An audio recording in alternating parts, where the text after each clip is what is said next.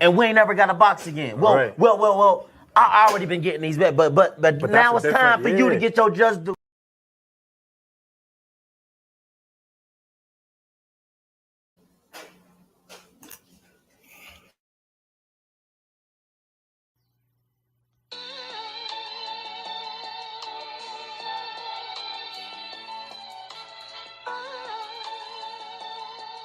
Yeah, you know the deal. We back again. Yo.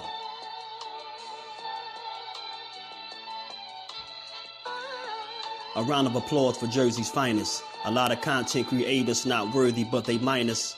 They get offended and start singing like the whiners. Talking like they tough, but it's only screaming and whining. My homie JusDueBoxing is the catch you don't come to. Your squad get run through. By the time you come to, you duck food. You suckers talk tough on the internet, revealing all your threats. Now we got you trapped in the net.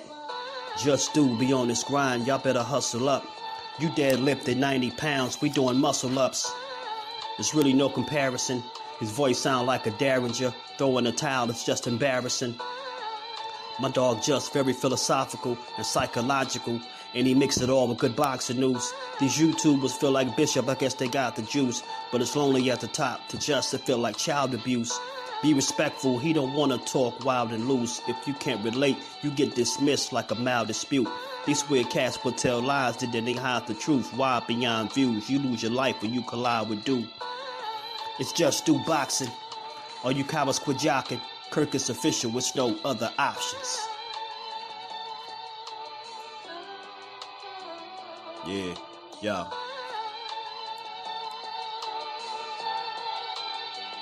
You know the deal.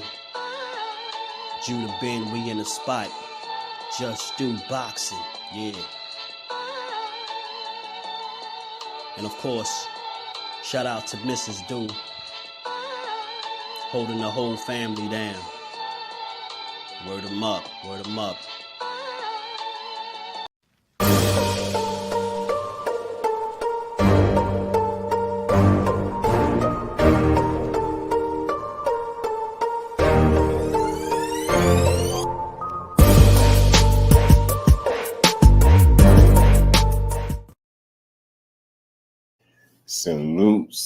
Salute. What's good with the fam? We back to get boxing. It's JusDueBoxing on this good Thursday.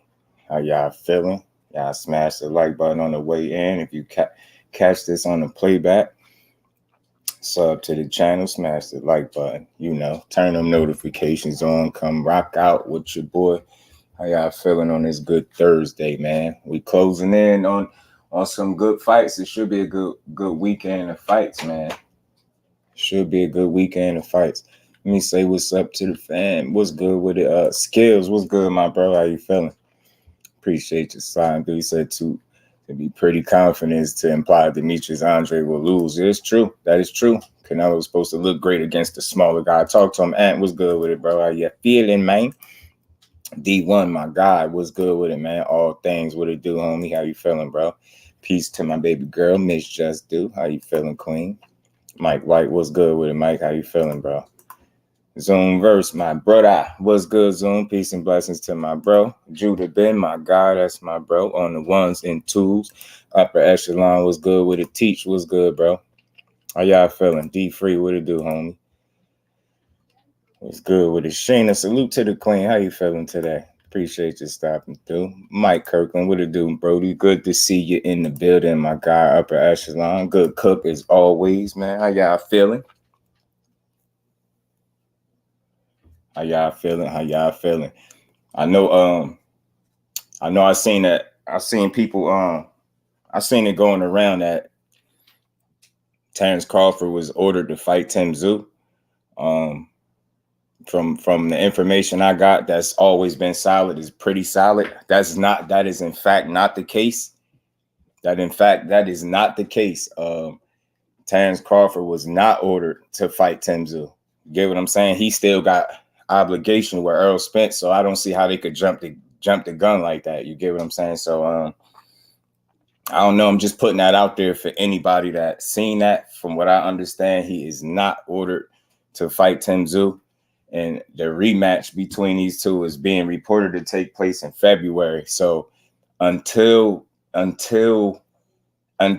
date is set, I don't believe they'll order anything. And I gotta read my message, man. Bro told me they having a meeting about that, but from what I'm being told from a source that's been 100% accurate, and y'all know how boxing is.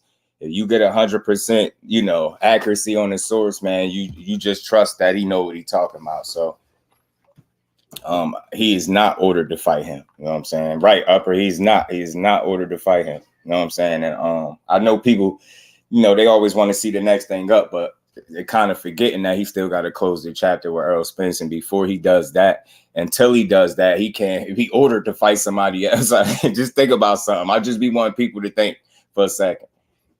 How they gonna order him to fight somebody when he already on the hook for a rematch? Then on top of that, the guy that they're saying they ordered to fight him, you get what I'm saying, it has a fight lined up this weekend that he has to win. So that's like saying you automatically know that he gonna win. He gonna beat Spence. He automatically gonna go up 54 and fight TSZYU. I don't see it going that way. So it sounds good, but not right now. Not right now. I think it's a little premature on that information. You know what I'm saying? It's a little premature. Thomas Hill, what it do, homie? How you feeling, bro? Appreciate you stopping through. K Causey, what it do, homie? What's good with it? So for me, I just like to give y'all the accurate information, and that's the information I believe to be accurate. So I don't know how many people came across that today. I know I seen it a few different times, but I was also told in the midst of all that being dropped that that's not the case. So just gonna have to wait and see, you know, what happens with Errol Spence and Terence Crawford. And like I said, they threw the month of February out there, so we're gonna have to wait and see. And to be honest with you, I'm just ready for them to get their rematch on, get it out the way, and close that chapter. I'm ready to see some other fights.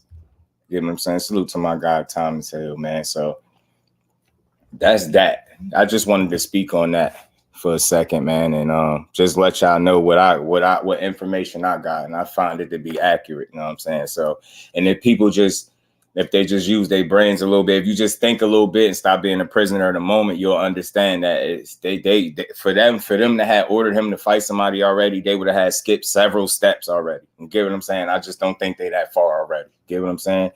Jordan C, what it do, homie? How you feeling, bro?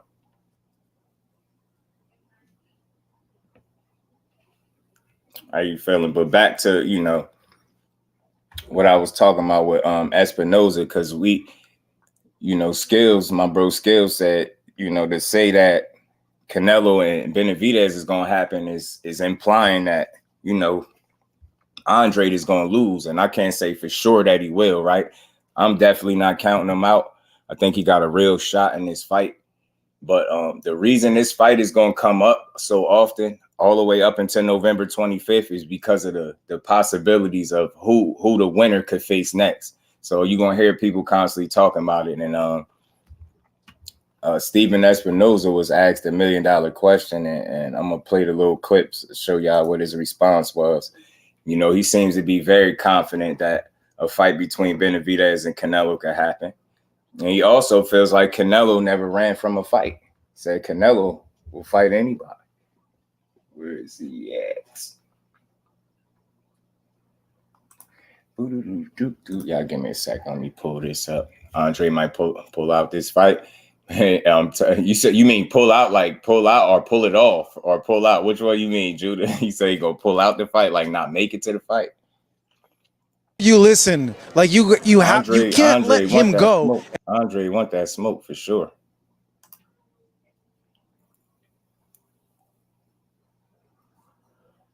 I just know it's some mixed opinions on who gonna win or lose the fight, and I like it. That's why we got us a 50-50 fight. You say even though Spence lost bad, I myself refuse to bet against Spence. Nah, I feel you, bro. I feel you. Because him at 100% all the way on his A game is a hard guy to bet against, just like same for Crawford, right? He'll look confident at the presser. Oh, okay. You think you're going to pull out? You don't think Andre confident? Man, that's interesting, bro. That's what you got from it. That's interesting. I ain't mad at that. I think he good though. I think he understand. The challenge that's in front of him. You get what I'm saying? He would be foolish not to. You get what I'm saying? Ask these corner, what's good, cuz? How you feeling? Miss Joette, peace and blessings to the queen. How you feeling today? And salute to my cousin. I think it'd be all right, man. I think it'd be all right. But this is what Steven Espinoza had to say when he got asked about, a potential fight with Canelo and Benavidez. And the reason I'm even speaking on this, because this dude been a mandatory for the longest.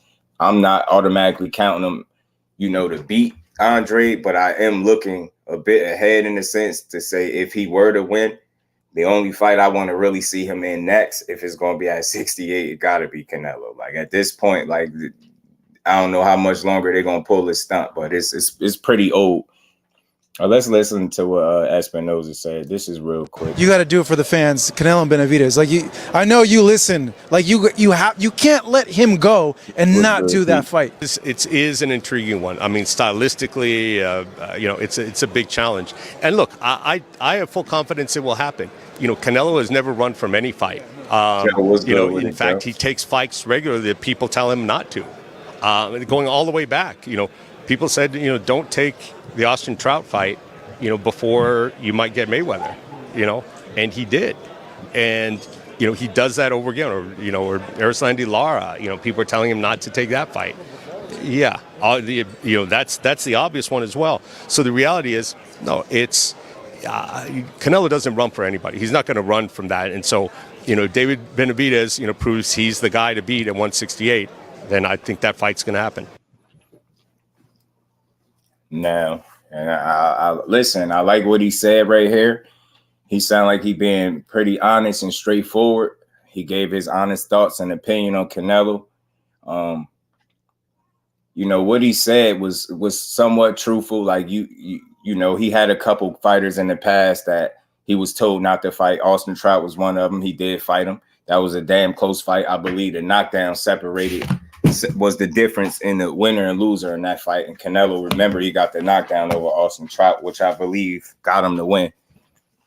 And we all seen he didn't want to fight Erislandy Lara. Lara was pressing his line for that fight, and he got in there with him. And in my opinion, I thought Lara outboxed him. So I mean, he has taken fights in the past that were risky. Make no mistake about it. I mean, the dude fought Floyd, right? So at 23 years old or something like that. So you always got to give him credit, man. I just always want to make sure I'm being clear when I speak about Canelo. I don't want to just sound like a casual, right? Make no mistake about it. The dude has accomplished a lot in this sport, right? He's done a lot. But at the very same token, he thinks that gives him the right of way to just move how he wants. And the issue I have with that again is we got to pay to see this dude fight. So how many times are we gonna pay for the for the runaround? You get what I'm saying? So I think at this point, if you saying David Benavidez, if he beats Andre, in my opinion, at this point, I don't see who else he really has to beat to prove that he deserves a shot at Canelo. I mean, at this point is kind of redundant. I just want to see it. I'm hopeful that it happens. I don't think it will, but we're gonna see. I just don't see him changing his tune. I mean, he said he don't fight Mexicans, right? And they call him Benavidez the Mexican monster. I don't know if I see him getting in there with him. I don't see him doing it. Son of God, what's good, bro? How you feeling, family? Salute to you, Brody.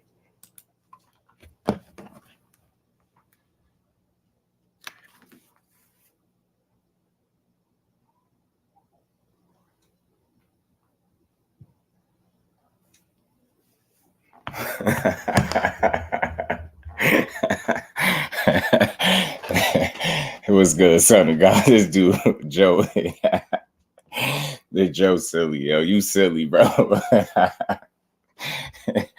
No, I don't care about no Bill Hader. I ain't catch it, bro. I ain't catch it. I probably ain't want to catch it. He probably talking blasphemy. You know what I'm saying? Big Texas, what it do, homie? How you feeling, bro? He said Andre woke up now. Oh, you watching it? You watching it now, right? Prize Fighter TV. What's good, bro? Look, man, make no mistake about it. I'm all in favor of seeing Canelo fight Benavidez, but I'm not counting Andrade out. I'm telling you, that's going to be a good fight. You got some mixed opinions on it, man. Tim Bradley feels like David Benavidez got terrible feet, terrible footwork, and he feel like that, you know, Demetrius Andrade could take advantage of that. And that's something that I've been saying since this fight been announced. I've been saying this the whole time. So it's kind of cool when a fighter share the same opinion and thought process, man. That is an area where Andrade could look to take advantage, but he got to be conditioned to do so because his gas tank gonna be tested for sure in this fight. His gas tank gonna be tested for sure. Oh man, who Joe just be making me laugh, yo. Who talking spicy, Joe? Who talking spicy, man? Who talking crazy, Bill? What'd he say? What'd he say? Hold on. Let me try to. Andre versus Plant is good too. Yeah, it is. But I got faith in Andre, man.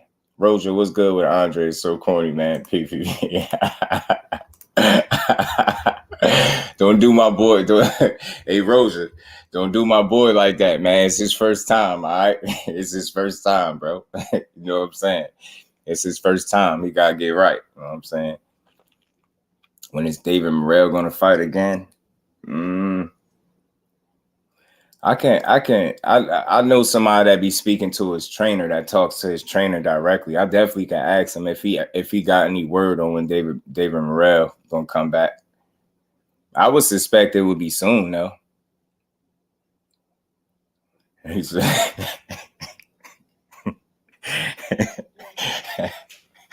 Yo, Joe, you something different.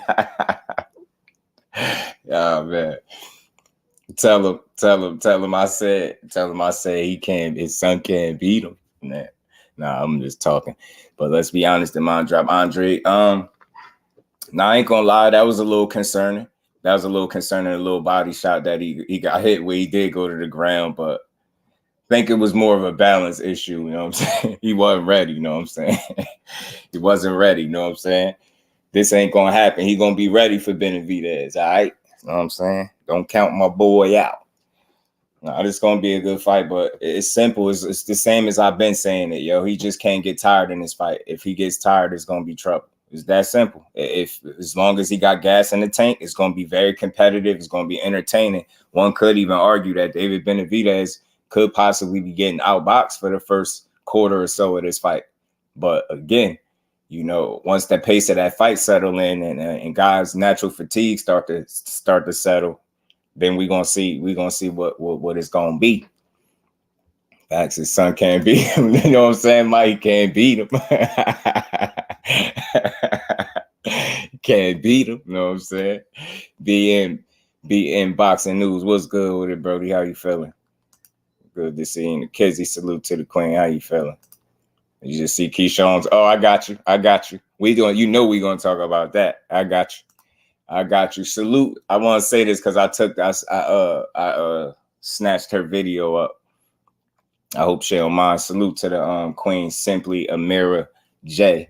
She captured a nice little moment of that fight, Jordan, KEYSHAWN, the little press conference, because she was there. So she got the boots to the ground. Salute to the queen. Let me find this clip.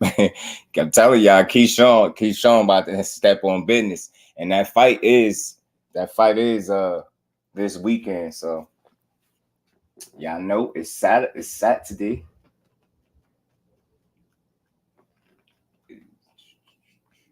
No, all right, here we go. I got it. According to Bill, they all do know. Yo, Bill, we talking crazy. Oh man, you gotta love boxing, man. Salute to the Queen Mary J, man. I ripped this from her because I thought this was entertaining right here. I'm telling y'all, KEYSHAWN like that. Y'all gonna put some respect on my boy name. Man, KEYSHAWN like that. I'm trying to tell y'all, bro.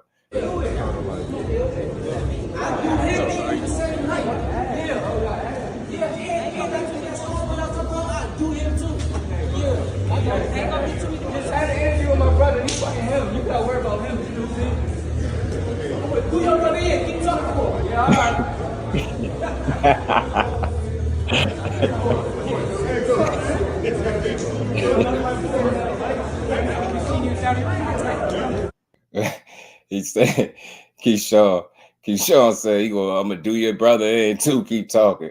I like KEYSHAWN energy, man. He gonna show up tomorrow. I mean, not tomorrow. What we Thursday, Saturday. He gonna show up Saturday night, man. I believe so. He also said that I'm impressed by his resume. Let me see something real quick. I got something real quick. Let me see. Yeah, I'll tell you this, bro. To like KEYSHAWN don't want me. right, be it. She gonna be on you. Salute to you, bro. Appreciate the love, homie. And we ain't never got a box again. Well. I already been getting these bets, but now it's time for you to get your just do. Salute to my bro, be in boxing.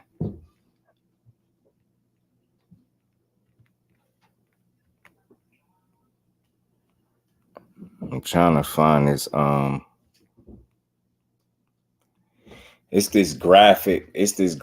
Where they show who fought the most world champions. Damn, I thought I still had it in here.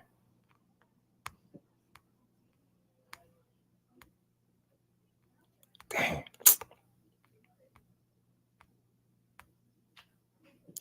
I gotta look for it. I gotta find it. I'm gonna find that picture. My bad, John. I'm gonna find a picture. He said we the same weights. Tell KEYSHAWN height. Don't fight. He's talking spicy, right? Jonathan, what's good, homie? How you feeling, bro? He was talking spicy. Hold on. Oh, here we go.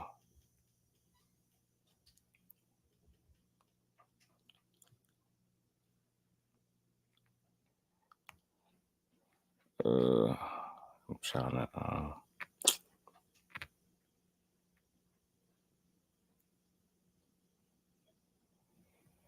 hey man, I'm gonna pull it up. You gotta watch the boxing voice. I'm gonna check it out. I know he was talking spicy, man. I know he was.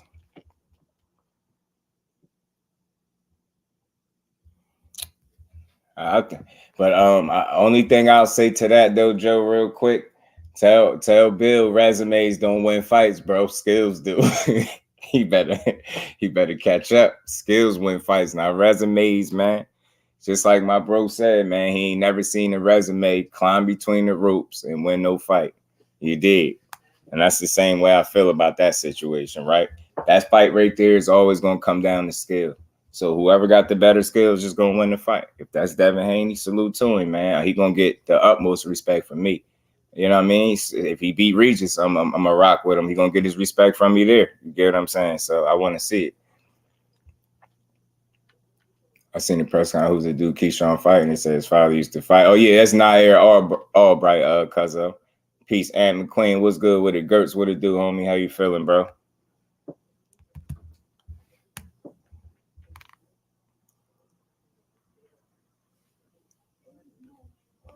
Hold on, my boy KEYSHAWN been on one, man. I don't know. Y'all gonna have to put. Hold on. You got another credit. Y'all gonna have to put some respect on his name. It's $80 too much for David Benavidez versus Andre.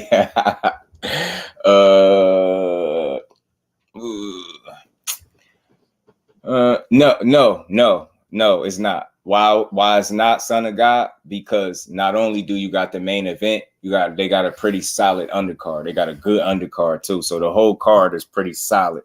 So $80, nah, it's not too much. It's not too much. For me, it's not too much. Resumes have to do a lot with politics. Talk to them, cuzzo. They do. It really do. It really do, man. That's why I I think you can get some answers when you look at a resume, but I just don't think a resume is the end all be all. You know, when that's not the, you know, the only measuring stick as to determining who you think will win a fight is what I'm saying, right? Sometimes that is the case, right? Certain guys are in there, you get in there with, you know, certain guys are battle tested, and because of that, they're more equipped for the bigger fights for the moment, right? But then sometimes that don't mean nothing. You just got certain guys that are special, and when that opportunity presents itself, they take full advantage of it, man. That's all. I don't know who his father was, though. Bill Haney was on Demon Time this morning. You know, I like it, Jonathan. I love it, bro. It's good entertainment. I got to go watch it, though. I didn't catch it, y'all. I got to go watch it. They asked him if he beat Edwin. With his feelings changed. He said no. What? Don't make me play. Don't make me roll the footage. Undercard boxing. What it do, homie? How you feeling? It's the ESPN and the Zone and Showtime card Saturday. Yeah, you got a Showtime joint. You got the ESPN. I believe so. Well, we got Mike Biggs boxing, my bro. What's good with it? Mike, what's good? Aisha, salute to the queen. How you feeling today? What's good with my bros, Mike and Mike? Yeah, that's dope how y'all just came in back to back like that. Salute to all the Mikes, because it's about 4 of y'all up in here, and I rock with every last one of y'all. Salute to the dopest chat and on the tube. Rose said, you was a fool, man. Wilder versus AJ Addison, Benavidez, Demetrius, Andre prelims. Undercard box, he said it was special. What's good, my bro? Bill said his resume better, but he said they still got to fight. Yeah, look, I'll tell you this too, Jonathan. Devin Haney do got a better resume right now. Right now? Think he do.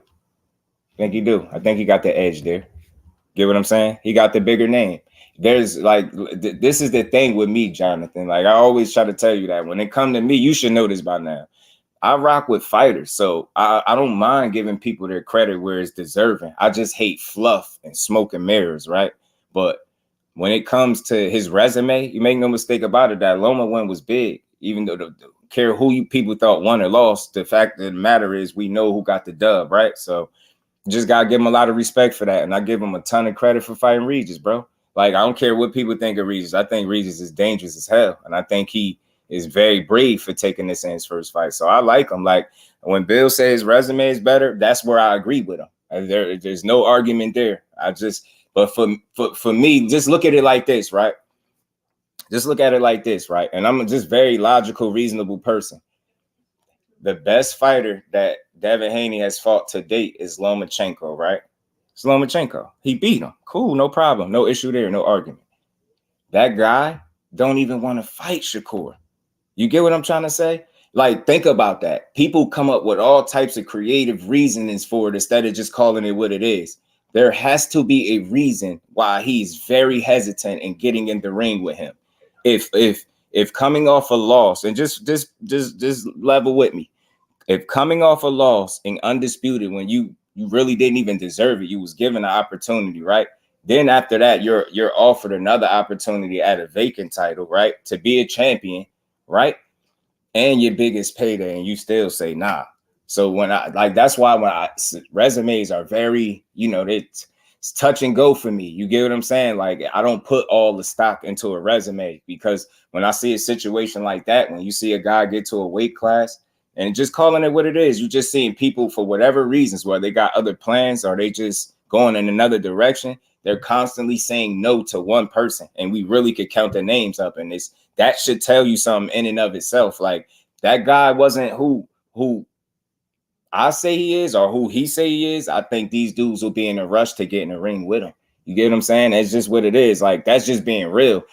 If it was the shoe was on the other foot and it was Shakur that fought Loma and had a close fight and was fighting Regis next, and it was Devin Haney that wanted to fight Loma, and Loma was saying no, I would be telling you the same thing. I'd be telling you that's mighty odd. I'd be telling you he don't want no smoke with your boy. It's crazy. You get what I'm saying? So I just call it down the middle, but I just urge people to think about that before you think about it. It's people just saying straight up, nah, I'm not fighting him. I'm not fighting him. He said Floyd a hater too. He jealous. He was on damn. He was on Floyd helmet too. Mike White, salute, homie. How you feeling, bro? Just you see the news. What's that? Prelim. What's that? Remo, what it do, homie? And names or talent. Talk to him, man. Captain America was putting on Avenger level performance this morning. Don, what it do, homie? How you feeling, bro? That's my boy. He be on it, yo. He be catching it. They still got to fight. Dad gonna put feet and hands on him when they do. I know how you feel, Jonathan. It's all love, man. Salute the dad, man. I'm pulling for him to look impressive December 9th, man. I'm purchasing my PPV, man. You know, but he ain't beating Shaq. When that fight happens, your heart gonna be broke. You gonna be sick. D1 said, yeah, his resume is better. We talk about beating up citizens in boxing. Everybody beat is over the age of 34. Salute to the queen, Aisha, in the Cash App. Much love and appreciation always. And we ain't never got a box again. Well. I already been getting these bets, but now it's time for you to get your just due. Again, appreciate the queen, Aisha. Appreciate that. Mr. Empire, what it do, homie? Yeah, man. Good point, though, D1. Good point. What's good with it, family? Always, man. Good to see you in the building. Big Dog Willie in the super chat early. What's good with it, bro? He said, salute to the diabolical, infamous Haney Coat. Just do which organization caps more? Haney Coat, MAGA, or WWE? That be tough. Frank Martin, the bigger duck, man. That's a lot. And we ain't never got a box again. Well. I already been getting these bets, but now it's time for you to get your just due. Salute to my bro, Big Dog Willie and the Queen Aisha. Much love and appreciation. Dad sent him in the hot. Dad got a nice, good fight on his hands, though. In fact, he's talking about fans. Everyone who say he capped didn't call in. I guess because people don't be wanting to argue with him, right? Like, look, Joe, he was on my show one time for a couple minutes, real brief. It was real brief, but it really wasn't about nothing. We ain't really get to nothing because I ain't expect him to be on. It was like a spurt of the moment type thing. But I talked to Bill a little bit before, you know what I'm saying? I talked to Bill a little bit before. Listen, man, what people call cap is just that simple. When you say things that don't come to fruition, people are gonna call it cap. That's what the young kids do nowadays. Dante all boxing talk. What it do, homie? The economic Shakur stop this foolishness. But his resume is a little better. True indeed. I agree with that statement. His resume is better. And I don't mind saying it because that don't make him better. You get what I'm saying? You gotta be like an insecure fan. I like to give dudes their credit. His resume is better. And, you know, being honest with you, fighting a Regis program makes it even stronger. And with that, man, good luck with that, man. Salute, man. Salute to the chat, man. Y'all smash the like button, man. But look, my boy KEYSHAWN been on one. Y'all gonna put some respect on his name, too, man. Tell Adam I'll him up. Said it. Tell Adam set the fight you up. Heard him. I will come to the UK to you up. If that's what you want, let's make it happen. My boy on there, he like that. KEYSHAWN out here calling out 140 pounders. He like that. You know what I'm saying? He want that smoke. He said, you know how old 35 is in boxing, bro? Damn near dead. Yeah. You in your later years for sure. You in your later years. Ghost, what it do, homie? What's good? What he says? Y'all seen my bro Demetrius look same size as that dude. Hey, so all right, well, I got you in here, Ghost, because that's one of the talking points, bro. That's one of the talking points. They saying, you know, Andre too small for him, bro. They saying Andre too small for Benavidez. You know, Tim Bradley seemed to think Benavidez got terrible feet and that Andre is gonna exploit him. You dig? Who he calling out? Oh, all right, Teach. He calling out Adam Azim, the dude I got in the thumbnail. I know you heard of the dude, the Azim kid, Adam Azim. He had 140 to do. He talking about. He said 35 to new 25. Tell him, bro. Tell him. Salute to all the mics in the chat, man. They got some real ones, man. Got some real ones.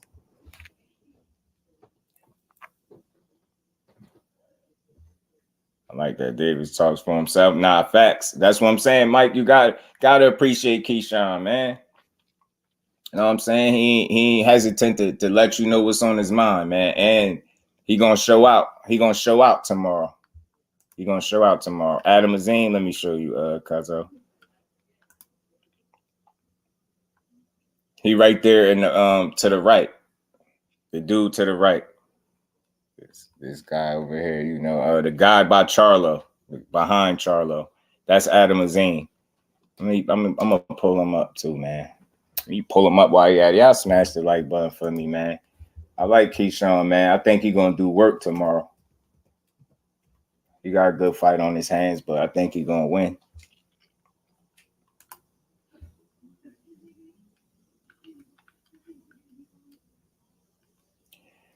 This dude Adam Azim that he's calling out is he at 140. He 9-0 with 6 knockouts. He 21 years old. They call him the assassin. Orthodox fighter. He 5'10". You know, he fight out there in the UK. He got some skill. If y'all ain't never seen him fight, go look him up. He could fight. He definitely could fight. Young man definitely got some skill.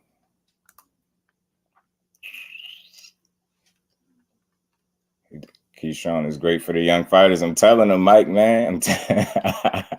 Cheeto, man. He got his confidence back. Ah, man, I'm telling you, man. Bomac. Him and Bomac is a pretty cool team, man. Just check him out.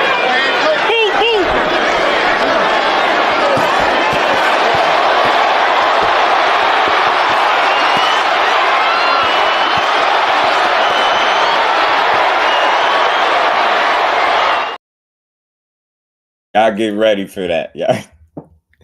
Y'all get ready for that Saturday, man. My boy, he coming like that, man. He like that. Bole, what's good with it, Brody? How you feeling? Dante, this fight Saturday, bro. If you talking about KEYSHAWN fight, Adam Azim in line for the WBO. Yeah, he's strong. He a good fighter, Ghost. That's why I told people to check him out. He ain't no he said why they beefing. You know KEYSHAWN don't care. You know he don't care. He just be on it for no reason. You know he just automatically turned up. Here you go. Look. This is what Adam Azim said to him. He told KEYSHAWN, "You ain't gonna do nothing.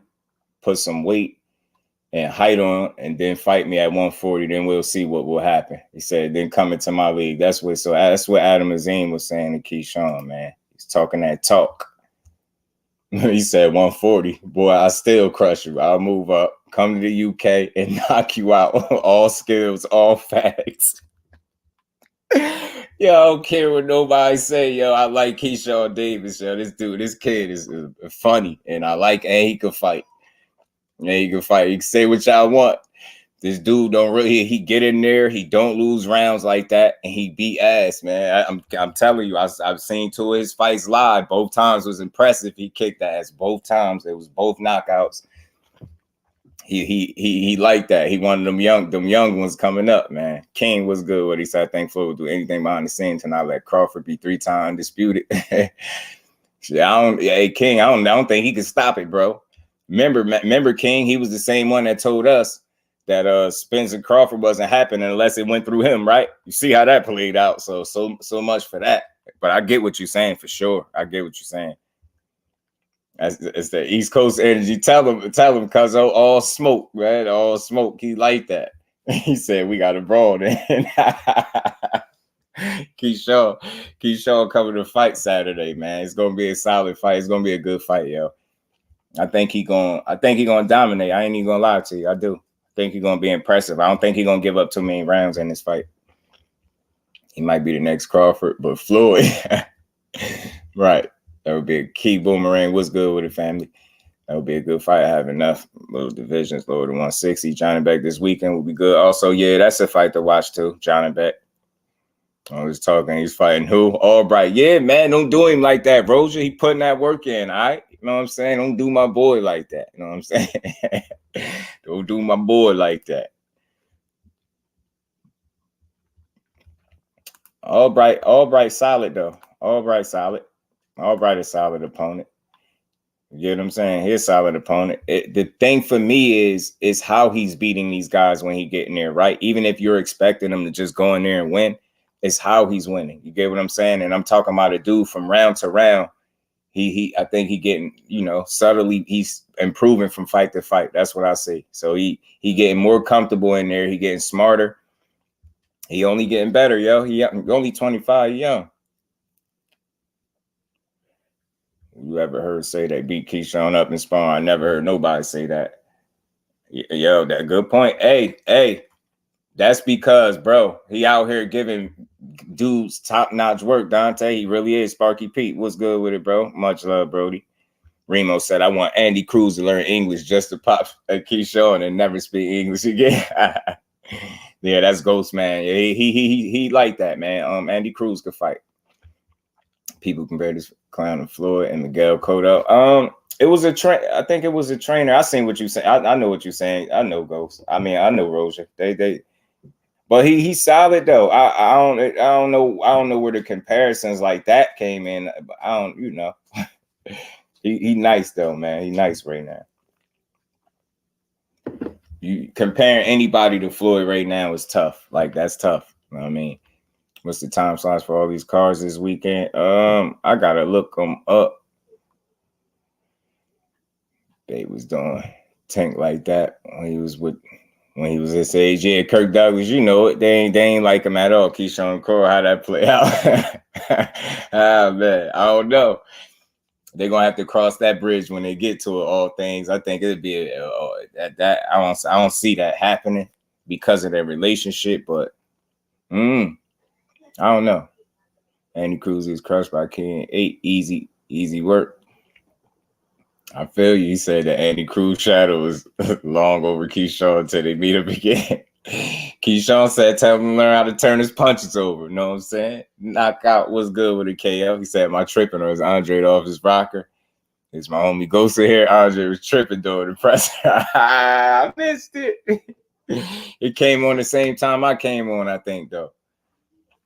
So I missed it. What was he saying? What was he doing, man? You gotta come talk to me, KO. You gotta come tell me what he was doing. Andre is excited to build pay-per-view. Cause it's about time he like, it's me again, man. He ain't had that energy. He ain't had that it's me again energy, which y'all on, man. What'd he do? Should I be concerned? Like, should I be worried? You know what I'm saying? Should I be worried that this fight is not gonna be competitive, bro? He said he being goofy. What'd he do? What Andre do, man? Yeah, crazy. Boo Boo was screaming pay-per-view. Yeah, man, it's big stage. You know what I'm saying? He let y'all know it's me again. He liked that. He said, oh, Boo Boo definitely gonna snack Adderall.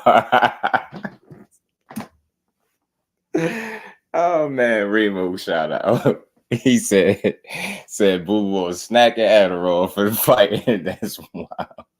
Yeah, he did. I'm more confident he's gonna show up. Okay, let's go. That's what I like to hear. All that matters is in the ring. Right, Bole. That's true. You know that's true, but you know I like the energy to be correct though, Bole. When you going into a fight, I need your energy. I need your energy to be, you know what I'm saying, on point. Y'all got a part of me, yo. Y'all crazy. He said, bro, he was singing. It's me again. Kept saying Canelo like he could control his speed. Oh man, yo, that's crazy. That's wild. Ghost, what's up, man? Andre was out there tripping.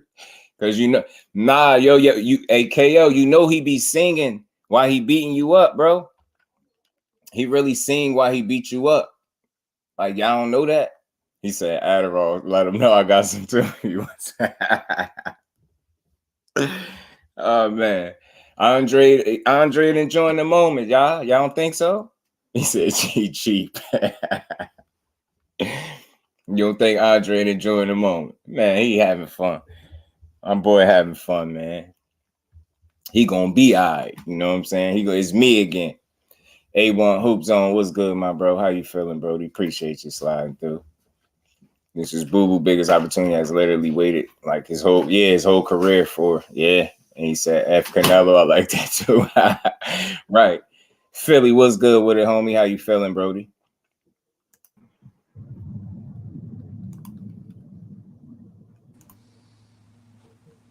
Thomas, my guy, what's good, bro? He said we need some excitement. That's what I'm saying, Bole. You gotta talk to Luke. You gotta spice it up. Al Bugger, what it do, homie? What's good, bro? How you feeling?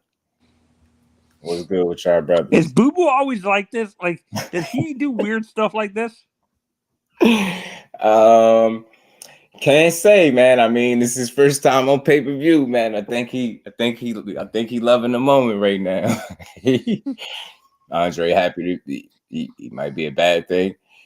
He better not. I like it though. Much better than the vibe Charles was giving. Oh, you get what I'm saying? That's what I'm saying. KO, he comfy. It's me again. Not long as he's saying that, I'm cool. If he ain't saying that, I'm concerned. He's saying it's me again, I'm good. That don't mean he gonna win, but I'm just saying I like that. If he's saying it's me again, I'm good with that. And he said F Canelo, because yeah, it's like that. Because after he beat, what he's saying is after he beat David Benavidez, Canelo, he on your helmet. You dig? So all that Benavidez, Canelo talk, Stephen Espinoza, that's dead. That's what my man Boo Boo saying. You know what I'm saying? He said Boo Boo was a bit of a weirdo. That's a little bit of a saying that comment though is kind of a little bit of unaware that David might knock you out. Yeah, he said it's Thanksgiving. I'm going to make a Benavidez turkey carve. Hey, Boo Boo, KO, you don't like that? Yo, KO, you don't hear all them legendary two-liners that he's spitting out? You know what I'm saying? Boo Boo with his bag right now. He like that. KO. I'm having fun listening to y'all tell me, and I ain't even see it, bro. He said I have Tito Mercado. Hey, go. Speaking of Tito Mercado, bro. Hey, what you think about him fighting Nakatila? He was going. I think he had some words with Nakatila or something like that. Cuzzo sent me something with him and Nakatila. Keep it tall. He might be just his level of corny stuff. I picked him to beat David. Yeah, he definitely a little corny. He was up being corny. Let's be honest. The only y'all all crazy. Y'all all hating. Big Texas don't do him like that. Y'all hating. I'm being honest. I give respect to the guy. He's a great boxer. Funny. Nah, it's funny, KO. It is. Yeah, for me, I give him respect for being a great boxer. Mm-hmm. But let's be realistic. Right. Besides that, does Boo Boo really have like power to? People are saying the only way legitimate that Boo Boo can beat him is on the cards. I don't think he can knock out unless he catches him with a shot he can't see. But I don't think even catching him with a shot he doesn't see. I think David would just shake it off. I mean, I'll say this: up until this point, right? He's done a pretty solid job at gaining the respect of his opponents, right? I will say this: it's not impossible that David Benavidez to be able to take his shots well. That's I could see that being a reality. But for the most part, like I say, he's done a pretty good job at gaining the respect. So if Benavidez were to be walking through his punches, just to be in all honesty, this would be the first time we've seen that, because he's a pretty crafty guy in there if you really pay attention to him, man. Especially on his A game, Boo Boo could be a tough guy to deal with, yo. So I'm just hoping that we could see the best possible version of him at 35, whatever that entails, so be it, right? That's just what I want to see, because that's what I feel like he's going to need to be successful in this fight. The goal ain't just to come in here and compete and do well, is to win. So in order for him to do that, he got to be the best version of himself, because Benavidez more than likely. Let's say he loses. Let's say Boo Boo loses, and this is what happens. Let's say this is what I see happening. I think Canelo rather face Boo Boo off a loss against Benavidez than Benavidez off a loss again. Now, David, stop him. I feel you, Philly. I hear you, Ant. Okay. For me, realistically, this is what I see happening. I think Canelo would rather face Boo Boo off a loss against Benavidez than Benavidez off a loss off a win against Andrade. I get you. Yeah, because and why I could agree with that, because a win over Andre for Benavidez would just indicate that he's a bit more dangerous, and I think that would be even more of an initiative for Canelo to stay away. But again, that's why I played that clip earlier in the beginning, probably before you got in here, about Steven Espinoza speaking about a potential fight between the two. Being can you show the clip again so I can see it? Yeah, I got you. Go and not do that fight. In boxing, anyone can get knocked out. Facts, all truth, my bro. Philly say he got Davis stopping Andre. I feel you, man. I know why y'all feel like that. You get what I'm saying? I get it. Because if he's to slow down, it's gonna be tough for him to deal with a guy like Benavidez that want to go all night. You know what I mean? He could just go. So. Oh nah, Al Booger. I know Ghost just be being a little over the top. He know how he be, but nah, these dudes ain't no damn bums, man. These dudes ain't no bums at all, man. Andre will teach him a nice boxing lesson. It's possible. I am 50 cal. What it do, homie? How you feeling? Riding with Boo Boo on this one. Talk to him, man. Talk to him. Andre the better man than Caleb. Yeah.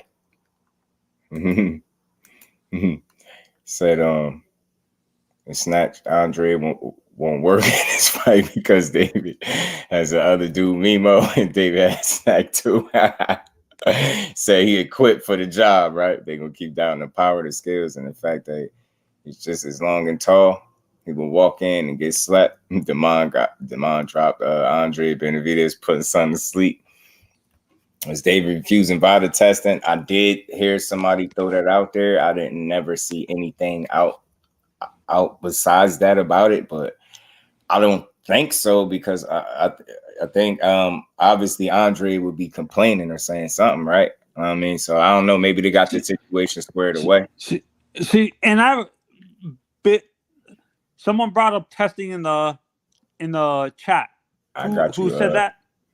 That will make it more sweet. Yeah, Teach, right. The Rise podcast. Salute, family. How you feeling, Sam? Appreciate you. Who brought up the VADA testing? My guy, I am 50 Cal asked about it. Yeah, no, and this is what I think this is a fantasy thing. I wish the was it not the streaming services, the sanctioning bodies got together and certified, saying we're going to use Olympic style testing, which is a lot more stricter than VADA. People can cheat a lot easier. It seems like it seems like the Olympic style testing is a lot harder to cheat and pass and stuff like that. Really, because that's that testing is more strenuous, man. They be on your ass, so when they come to test, they come to get that. They can come at any time. So that's what I'm saying. I think. It makes it tougher to cheat when they're allowed to, VADA or Olympic.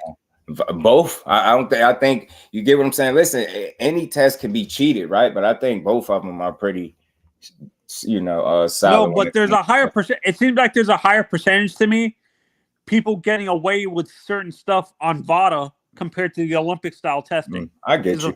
I get why you would say that. Patrick Bell, what it do, homie? Marquez. Look at Tyson Fury. Look at Tyson. Gray, what's good with y'all, bros? How y'all feeling? Yeah, I get what you're saying, but I think Benavidez fight, like, let's say this Canelo Benavidez fight happens, like Espinoza's promising. Does this say, would this actually prevent Showtime from leaving the sport? I think the only thing that could prevent Showtime from leaving the sport is them deciding, themselves. And I know when people hear that, they feel like boxing going somewhere. No, it's not. Didn't HBO go? Like, I always say that to people. Didn't HBO go? HBO boxing was around for a while, right? And it didn't go, and boxing still here. Boxing gonna always. It's becoming more of a niche sport. It's just gonna be a different network. You get what I'm saying? I think change is always necessary, man. I think people will be opposed to it at times because they're used to what they're used to. No, and this is where people who've dealt with the business side of boxing have said this multiple times, just that boxing in America has become more and more of a niche sport and stuff like that. That's why people are scared of losing a Showtime. They lost a whole bunch of TV dates when HBO left the sport, and now they're gonna lose more with Showtime leaving. And you say, why would Showtime leave the sport now? I don't know. I mean, I did hear the whispers about it though. Bole about them leaving, and I heard something about Amazon Prime being a potential landing spot. So for PBC, PBC specifically. It's one of those wait and see things. I can't predict the future. I damn sure don't know what they're gonna do, but I know what I've been hearing, and I think everybody's been hearing the same stuff. Yo, up there, Sean, what up, dude? Yo, what's good? How you feeling, I feel pretty good, bro. It makes zero sense for them to leave. That's why I know everybody felt like that. I like Showtime. But you know, Showtime is good, right? Mm-hmm. But Showtime only reaches like 20, 30 billion people. Amazon Prime reaches over 1 billion people worldwide. And see, Showtime is only good for the United States. And see, they have to get an outside corporation like DAZN to air outside of the states with Amazon Prime. Bro. Amazon Prime, they get to keep all the revenue because they don't have to sell to another party and let them advertise it over across the world, right? Across, hold on. You know what I'm talking about? Like they don't have to they don't have to have a middleman. Like they can advertise over in Australia and all that now. Because usually they sit at the top rank on the zone because their platform is only good for the United States. Mm-hmm. But see, Al Heyman, he's not gonna leave himself out to dry. But I feel like, people think the Spence and Crawford rematch ain't gonna happen, but it's intrigue in that fight. People wants to see that. People want to see if it was a fluke. They want to see if Earl really is back and all this right here. And the only way you can see that is if, the two get in the ring again. And see, I feel like a lot of these people that's on Buzz team right now, like all these Buzz supporters, I feel like they plants for real because I feel like they try to get the Bud community to hype up Bud, and then Bud hop up there and get beat by Canelo and that thing and get a loss. And then they're like, man, like dumping on Bud. I said that he's trying for greatness or he's trying to get a bag. It's the fact that he goes up there and fight. When people are looking at it like that. So it's like, honestly, all these fights that we getting right, maybe one fight this year was really pay-per-view worthy, honestly. Back in the day, we got Roy Jones versus James Toney on HBO primetime. Like, it was hard to get a pay-per-view fight back then. Like, Lennox Lewis and Holyfield was a pay-per-view. But I don't think they were pay-per-view both times. So was Holyfield Lewis a pay-per-view both fights? Or like, you remember HBO used to put on a lot of fights. Y'all smashed the like button. On free TV. Mm-hmm. Yeah. No, that's what I'm saying, Echelon. That's what I'm saying, Echelon, specifically. First of all, y'all people crazy. are panicking is because we're losing more and more TV dates with HBO and and Showtime leaving the sport. Hold on. Big Dog Willie back in the super chat. He said Devin Haney could build a snowman with sand because Bill said so. Devin Haney could beat a wall in tennis because Bill Haney said so. Bill Haney writes speeches for Trump. Oh, Jesus Christ. And we ain't never got a box again. Well, I already been getting these back, but now it's time for you to get your just do. I'm telling you, y'all, I see everything. Y'all crazy. I can't stand y'all. Y'all get on my nerves. Man, but yeah. Back to what Big Dog, man. You deserve a damn Oscar, bro. Like something, get him an Oscar. This man, shout out. Trump's he's just crazy, man. That's why he shout out. Yeah, no, but like I said, Echelon, and I don't think people are wishing Showtime to leave. It's just the predicament the sport is in, the sport of boxing is in, is that I think the promoters are realizing that the cable model is starting to get people in general are moving away from cable into streaming to watch other stuff. Everybody's canceling most of their cable, satellite, and that's DirecTV. why I was saying to that point. That's why I was saying I think a big part of it is it's not that, you know, the change can happen, right? But it's about making the boxing accessible. It can't be difficult to get to it. I think people getting tired of having to subscribe to this and pay for that. Yeah, that's what we used to what we used to. So like HBO used to have the biggest fights. It was on premium TV. Like, come on, Roy Jones versus James Toney this day is definitely a pay-per-view fight. But they fought. Didn't Oscar fight Trinidad on free TV? Yeah. Showtime seems to be making a point this year. Bigger money. Network like Amazon Prime. Yeah. I mean, it's out there, Bole.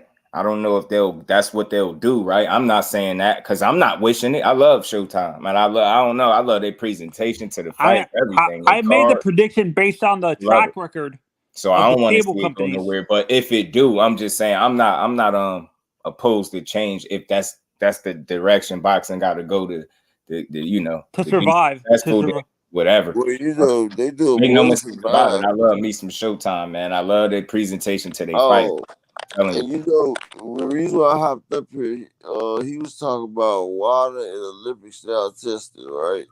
Well, you know, water is a sub-branch from VADA. VADA is really Olympic style testing. I said VADA. I said VADA earlier. Okay, so would you say water or VADA? Huh? You said water or VADA? Yeah, I get on my nerves.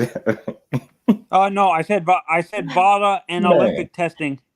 VADA is Olympic testing. It's water that's out here that's messing up the test. That's the ones that got Alicia to do. Oh, wait. So VADA is the Olympic testing? I thought it was something separate. I've always assumed it was. So you got VADA, you got water. Yeah, I get on my nerves.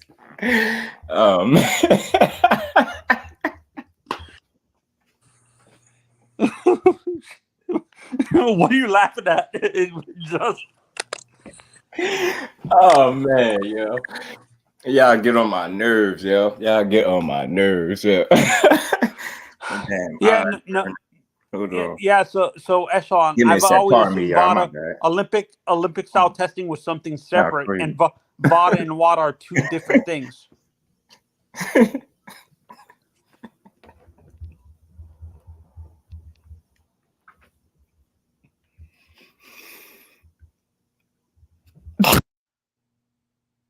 Oh, Jesus Christ. Oh, God.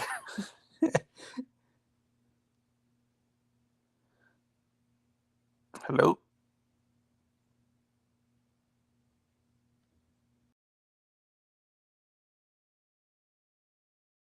Pardon me. Y'all crazy, yo. Y'all had me laughing. CD, what's good with it, bro? Pardon me, y'all. Oh, man. I just keep reading y'all comments. I keep seeing comments. Pop it up. Y'all silly. Y'all is silly, bro. Oh, man. A good laugh, yo. Y'all don't know. It's therapy for me. My eyes burning, though. Oh, man. Well, man, back to the boxing, though, man. So yeah, man, I pulled this clip back up though, and I forgot to play it for you. But yeah, this was Steven Espinoza talking about a potential fight with Benavidez and Canelo, and he had his own thoughts about Canelo. Some of the stuff I agree with, but still in all, like if, and this is an if, right? Because I ain't counting Boo Boo out. If he's able to get past him, then this seems like the only fight that makes sense. I don't see no other fight, and I'm tired of saying it, but it's frustrating. If people paid attention to how long this dude been is mandatory, how many more fights is he supposed to have before he get that fight. I'm just ready to see it over with. Like, if you can beat him, if he's too young, if he's inexperienced, if they all easy, if they all say they can beat you till they get in there and it's different. Like, all right, you showed us that in your last fight with Charlo, right? But at least show me that with somebody that's been in that weight class that we at least feel from the outside looking in truly want to fight you. That's what I want to see. I don't want to see you bring up nobody else. It don't have to be difficult. Like, if we could just go with what Steven Espinoza is saying, and this is a if Juice was good with it, bro. If he can get past Andre, why not? What, this is the fight that you got to do it for the fans. Canelo and Benavidez. Like, I know you listen. Like, you can't let him go and not do that fight. It is an intriguing one. I mean, stylistically, it's a big challenge. And look, I have full confidence it will happen. Canelo has never run from any fight. In fact, he takes fights regularly that people tell him not to. Going all the way back, people said, don't take the Austin Trout fight, before you might get Mayweather, and he did. And, he does that over again, or Erislandy Lara, people are telling him not to take that fight. Yeah, that's the obvious one as well. So the reality is, no, it's Canelo doesn't run for anybody. He's not going to run from that. And so, David Benavidez, proves he's the guy to beat at 168, then I think that fight's going to happen. I don't effing care. Juice was good with it. Y'all fools, man. So look, man, enough is enough. I mean, I don't want to put the cart before the horse. This fight is coming up, and we just seen what Canelo did. I don't want to see a repeat of that. I'm definitely not paying for it. If this dude don't at least fight somebody that belong in the ring with him, that's at 68. I just don't see no way I could pay for that fight. And I ain't got nothing against him, but I got something against keep bringing up smaller guys fighting them, and you getting undisputed title defenses for guys that's not even at 68 is wild to me. So just if Espinoza is confident, then I'll be confident with him that the fight can happen, because it should. I don't see no other fight that makes sense for Canelo. Do y'all see any other opponent that make more sense for Canelo to fight next outside of Benavidez if he beat Andre? I can't see it. I don't. He said Espinoza was some BS.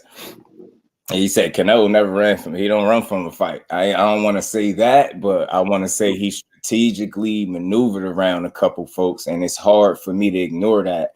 And I'm gonna say this, and I hate to be a broken record, but when you had those killers right there at 154, this guy was fighting at 155 pounds, a made up weight for him. So he didn't have to fight these people. And then it's like, I get the people that's going to say, didn't y'all ask him to come to the PBC? Didn't y'all ask him to fight the Charlos? But we ain't asked for it under these circumstances. You get what I'm saying? We would have much preferred you fought the guy when he was at 54. Either one. You get what I'm saying? When the older brother moved to 60, he was there with you. We would have preferred you fought him or Andre, even Andre at 54. But look at the time where you decided to fight a Charlo, and look at the circumstances surrounding it. So it's very difficult for me as a real fight fan I can't fall for that. That's the banana in the tailpipe, bro. You took an elite fighter. I know that you dragged them up in unfamiliar territory and you drowned them. That's exactly what you did. And I just don't want to see that again. I want to see somebody that belong in there with you because they've been at 168 taking punches from guys that's at 168, not no junior middleweight that's never taken a punch in his career under the lights by anybody outside of the junior middleweight division. So I don't know what the hell. I can't see that again. I won't pay for it. I just definitely won't pay for it. And he should have been fighting them both for the same night. Same night. It's the only time I could see something like that, fighting both for the same night. Nah, I'm just talking. Once you put the word strategically in there, it makes it worse to be anyways. Anything that strategically is to avoid. Yeah, and that's what it is. And you see, I phrase it that way to try not to say he's running or ducking, right? But when you see things like that, it's consistency there. Like, bro, what reason would you have for not fighting these guys sooner? Like, you fought several guys that we would all say that's not on their level, or they're not on their, equal to their talent level. Like, you fought a lot of, you fought some gimmies, man. You had some gimmies. You fought some guys. Don't make no mistake, but you had several gimmies where you could have at least gave us one of these fights earlier. And then look how you gave it to us. I just can't rock with it all the way. You know what I'm saying? He said Boo Boo a little different, man. I like Boo Boo, man. He coming to win. My bro Mike Kirkland, man. He said, I think the public pressure will get us Canelo and Benavidez if he wins, because I think Canelo really don't want it. That's how I feel. I just feel like he ain't in a rush. I'll give him the benefit of the doubt and the credit to say I don't think he's scared of nobody, right? I just think he's complacent. He's set his way, right? He's set in his way. And I really feel like he feels as though the work he put in already gives him the, you know, the right to pick and choose as he see fit. And if he feel like you ain't worthy, then regardless of what the fans want, what we saying, he ain't gonna fight him. And that's how he moving. And that's where my resistance comes in as a fans. Like, I thought you were giving the people the fights that they want instead of you making big paydays with the fights that you want. It's not the same thing we want. And we ain't never got to box again. Well, I already been getting these bets, but now it's time for you to get your just due. Mayweather.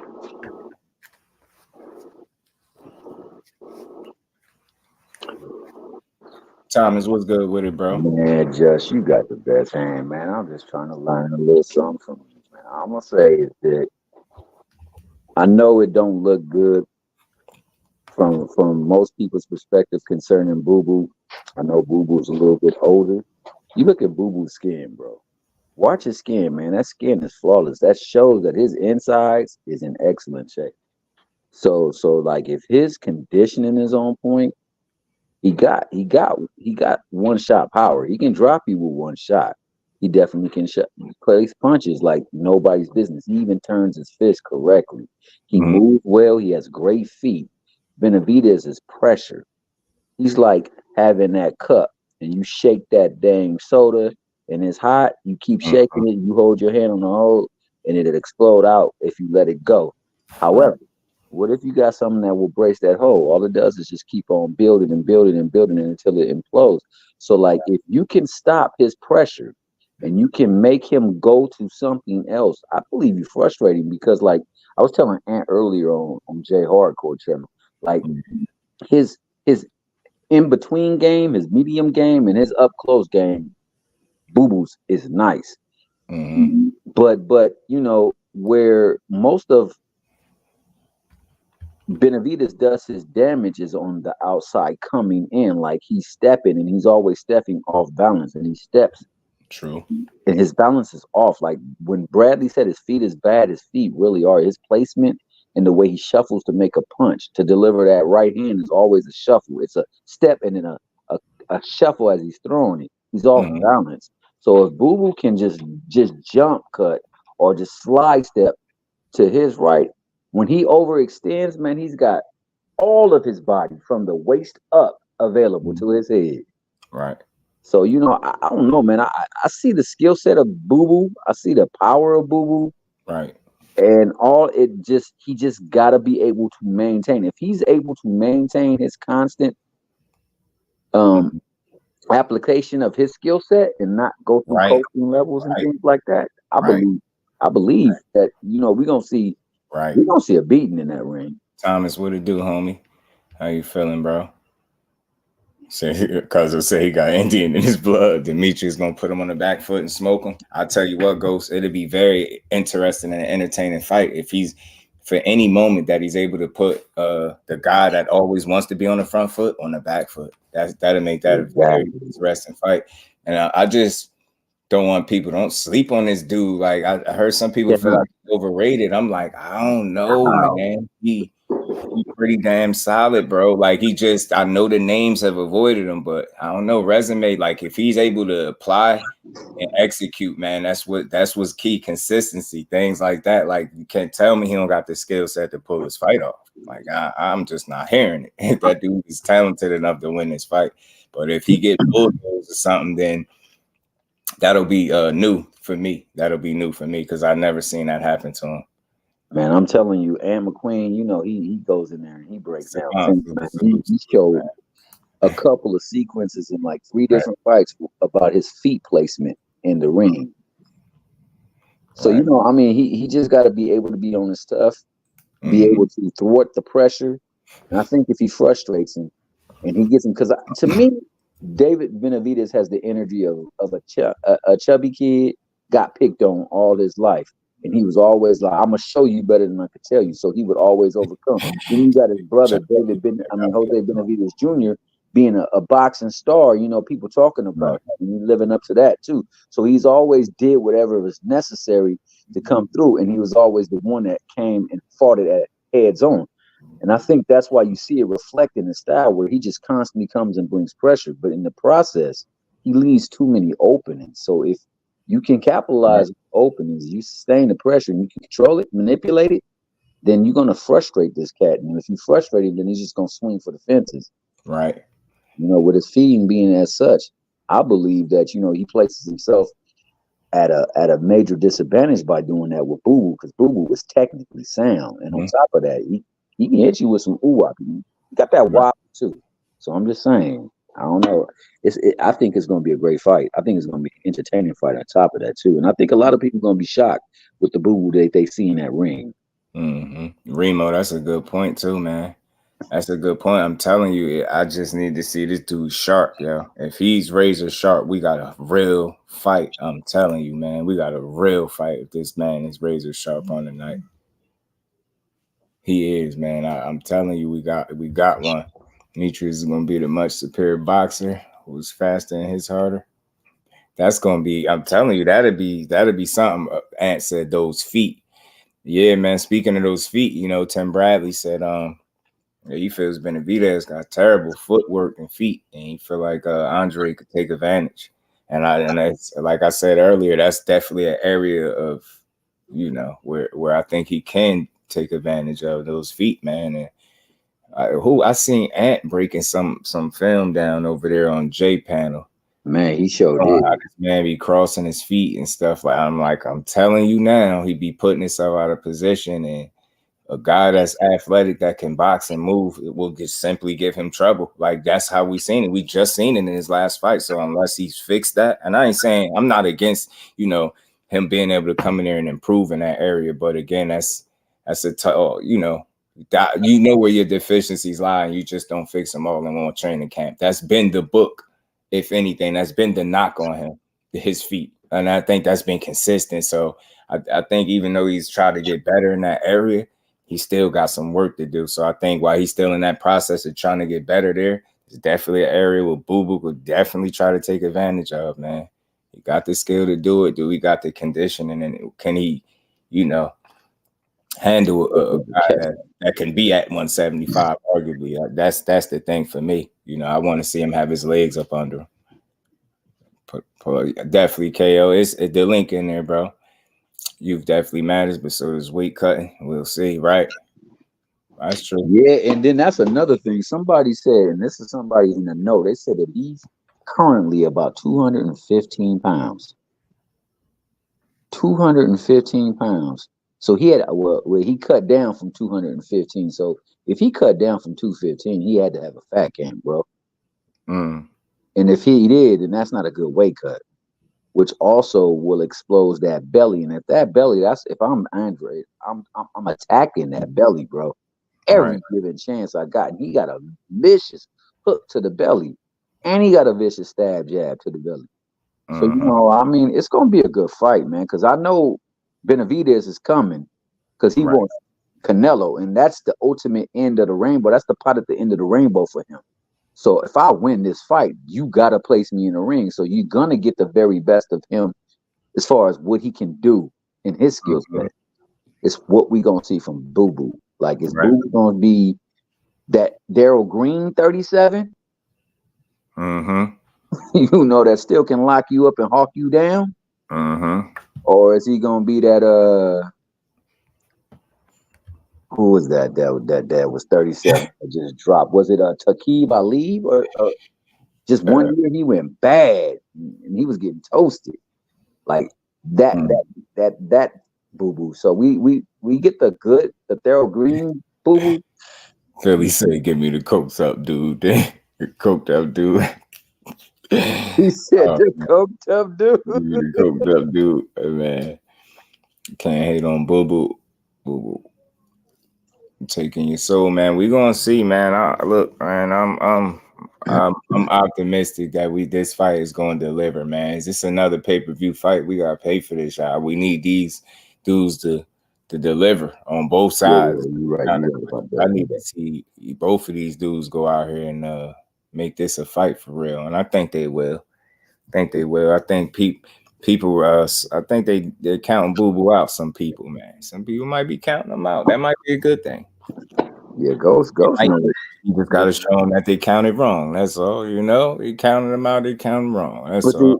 And that's the thing too. Like so many people are speaking down upon Boo Boo. So you know, Boo Boo got that in the back of his head too, man. So he gonna show people. At least that's gonna be his mindset going in there. So like I say, it stands to be a great fight.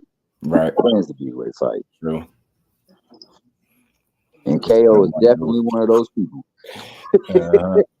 Tootsie roll in the sock.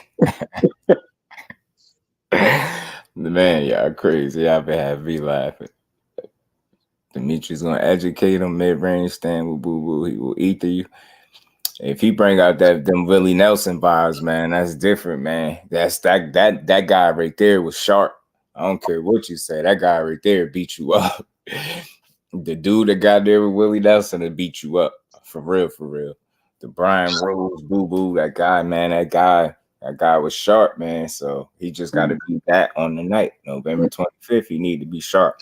And that's my son's birthday, so he can't go out there and act crazy. Like, you got it. It's like out of your hands. Like, once it became that, like, it's out of your hands. You got to fight now. You got to do well. You can't go out there and lay no egg. You might not know us and my son, but you still can't go out there and lay no egg. Not on that. Nah, Ghost gonna tell him about your son. Hello, what's good with my bro? He said, man, I just saw a video of Big Homie Corby. Big Homie Corby ain't no joke. Drop the link.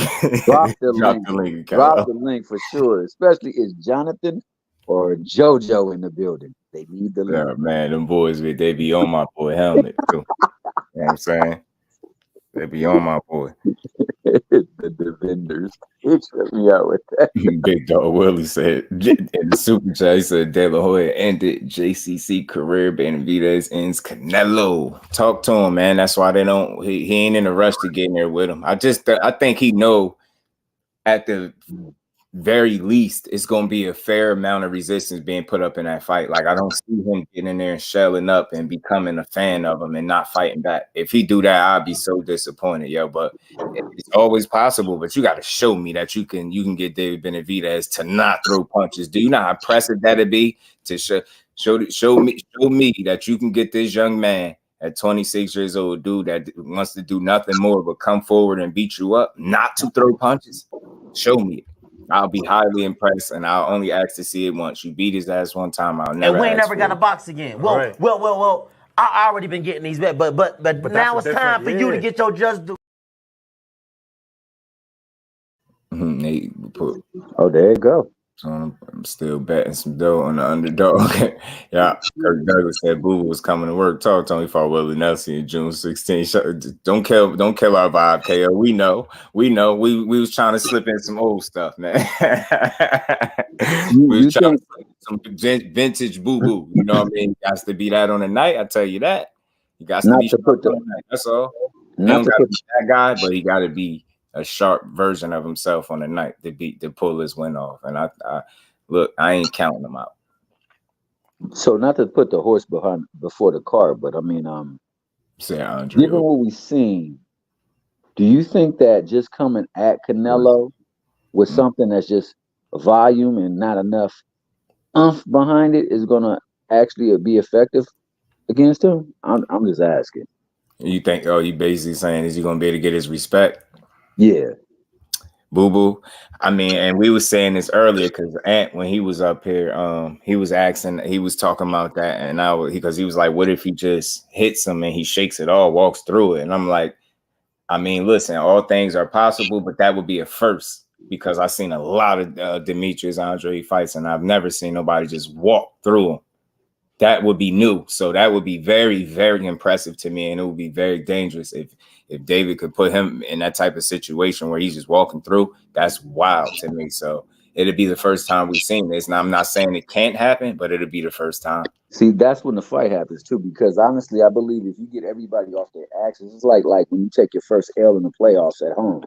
Right. You got to really start grinding now to win that series. The same thing in the ring, man. When something is taken from you that you're comfortable with, you got to be able to come and tap into a different bag, a different resource to adjust to what's going on, to make that person get off their axis of what they're comfortable with and everything. Right. So, I mean, that would be a great notion right there. And it will see how the pedigree of each fighter. So I say, if you could stop them from doing what they do best, how do they respond? Given what you've seen out of Benavidez, do you see anything that he can do as a fallback plan that can be successful other than pushing the press or pressing the fight forward? And you know what? That's a great question, because as up until this point thus far, I mean, that has been what his calling card has been. It hasn't been anything different. So now, just to be fair, I'm not saying he doesn't have that extra gear or element to his game, but just if we're going on what we've seen thus far, his calling card would be his gas tank and conditioning and his, his ability to outlast his guy. Yeah. That's pretty much how he beat Caleb Plant. Caleb Plant was beating him pretty soundly to a certain degree in that first half or so. And, as his gas tank waiver, Benavidez came on, and you seen with his calling card, he pretty much mauled him. It wasn't like wasn't no masterful display. I'm not knocking him, but it just wasn't that. It was more of a mauling, kind of like, I'm gonna outlast you, and now when you clinch me, I know you tired. So, and instead of, he made the adjustment. Instead of looking for the ref, I'm fighting out the clinches and I'm making it rough for you. And he even caught him with an elbow that I think affected him, as well as that body. No, that's a keynote. So it was more like a mauling and roughing him up. Like he did some damage down the stretch to Caleb Plant. He busted him up a nice little bit, but again, it wasn't like surgical. You get what I'm saying? It wasn't that. It definitely wasn't tactful, but you know what? It was skillful in the fact that it got him off of what he was doing. It broke his continuity and his ability to hold. So I if the ref ain't gonna stop it, you think I'm gonna stop it? Right. And I'm glad he made that adjustment, because had he not, the fight would have went a certain way for him, I believe, and he was smart enough to do it. So, but again, that's been his calling card. That gets him out of trouble. It hasn't been this unique skill set. And I'm not saying he don't got it, but it's just how he applies himself, right? He's coming to beat you up. You get what I'm saying? So and he can be, a bit surgical if you allow. But I think, more times than not, if you in there with a guy I think that's more skillful in that way, your calling card is going to be exactly that, to maul that individual. I don't think you're going to necessarily outskill. And it's like with Boo Boo, even if you beat him, even if you look and listen to how some people are picking him to win, they feeling like he's just going to get in there and knock him out eventually. So probably thinking you're going to beat him up, maul him, drown him, late, maybe stop him, right? You ain't saying he's just going to surgically pick him apart and he ain't going to be able to do nothing. So I don't see it being that type of fight unless Boo Boo just end way over his head. And again, that would be the first absolute time I've ever seen that. So I'm seeing it be very competitive, especially while these dudes is fresh. And I want to see how he deal with, because Boo Boo can be crafty in there. So, he got some experience, man. He ain't no spring chicken, but he's a smart dude. All of that is not all bad. It's some experience that come with that age. So, yeah, but like I say, man, I hear what you're saying about that too. It's just depending on how well he's aged, because because like you said, that young bull coming at you with that pressure, it can bust your pipes if you ain't got everything, your wherewithal, and you ain't got the stamina to deal with it. Right. So like I hope he's that Daryl, like I said, that Daryl damn, I can't even think right now.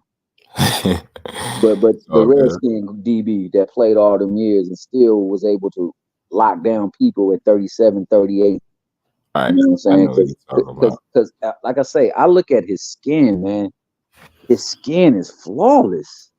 Yeah, I think he, like Ghost always be saying, he lives clean, eat clean. Like, so I think he embraces that fighter's lifestyle. So, and that's a good point you brought up, because that's an element that you can't really measure on paper either, right?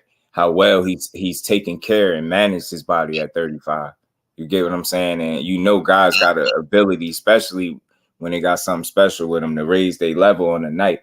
And that's why I believe he's just gonna have to be whatever is the best version of him at 35. That's what he needs to be to beat this kid, because I think the young kid is going to be the best version of himself at 26 on the night. So he's just going to have to match it. You know what I'm saying? You're going to have to bring a real fight to this young boy, and you're going to have to gain his respect for sure. Like you can't, you'll be on borrowed time, in my opinion, if you can't get him to respect you. But I would be shocked, because even Caleb Plant was able to, you know, navigate and do some things, and it wasn't about hurting him, but it was about placement of the punches and timing and things like that. So, and I do believe Boo Boo is a heavier puncher than Caleb Plant. Yeah, and I don't believe that's the question. I think he might have acclimated pretty good to this weight. I noticed the second fight, but I don't know, man. From what I just heard, you know, people said they seen him standing, you know, face to face. You know, it don't look like no crazy size disadvantage. So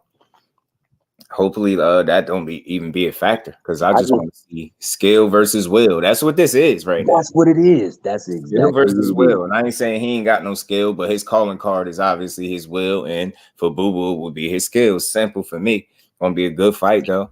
I mean, the implications of what the winner could get after this is it make the fight even more interesting too. Because again, with this clip that I just had up here, Steven Espinoza is being solid how he typically is.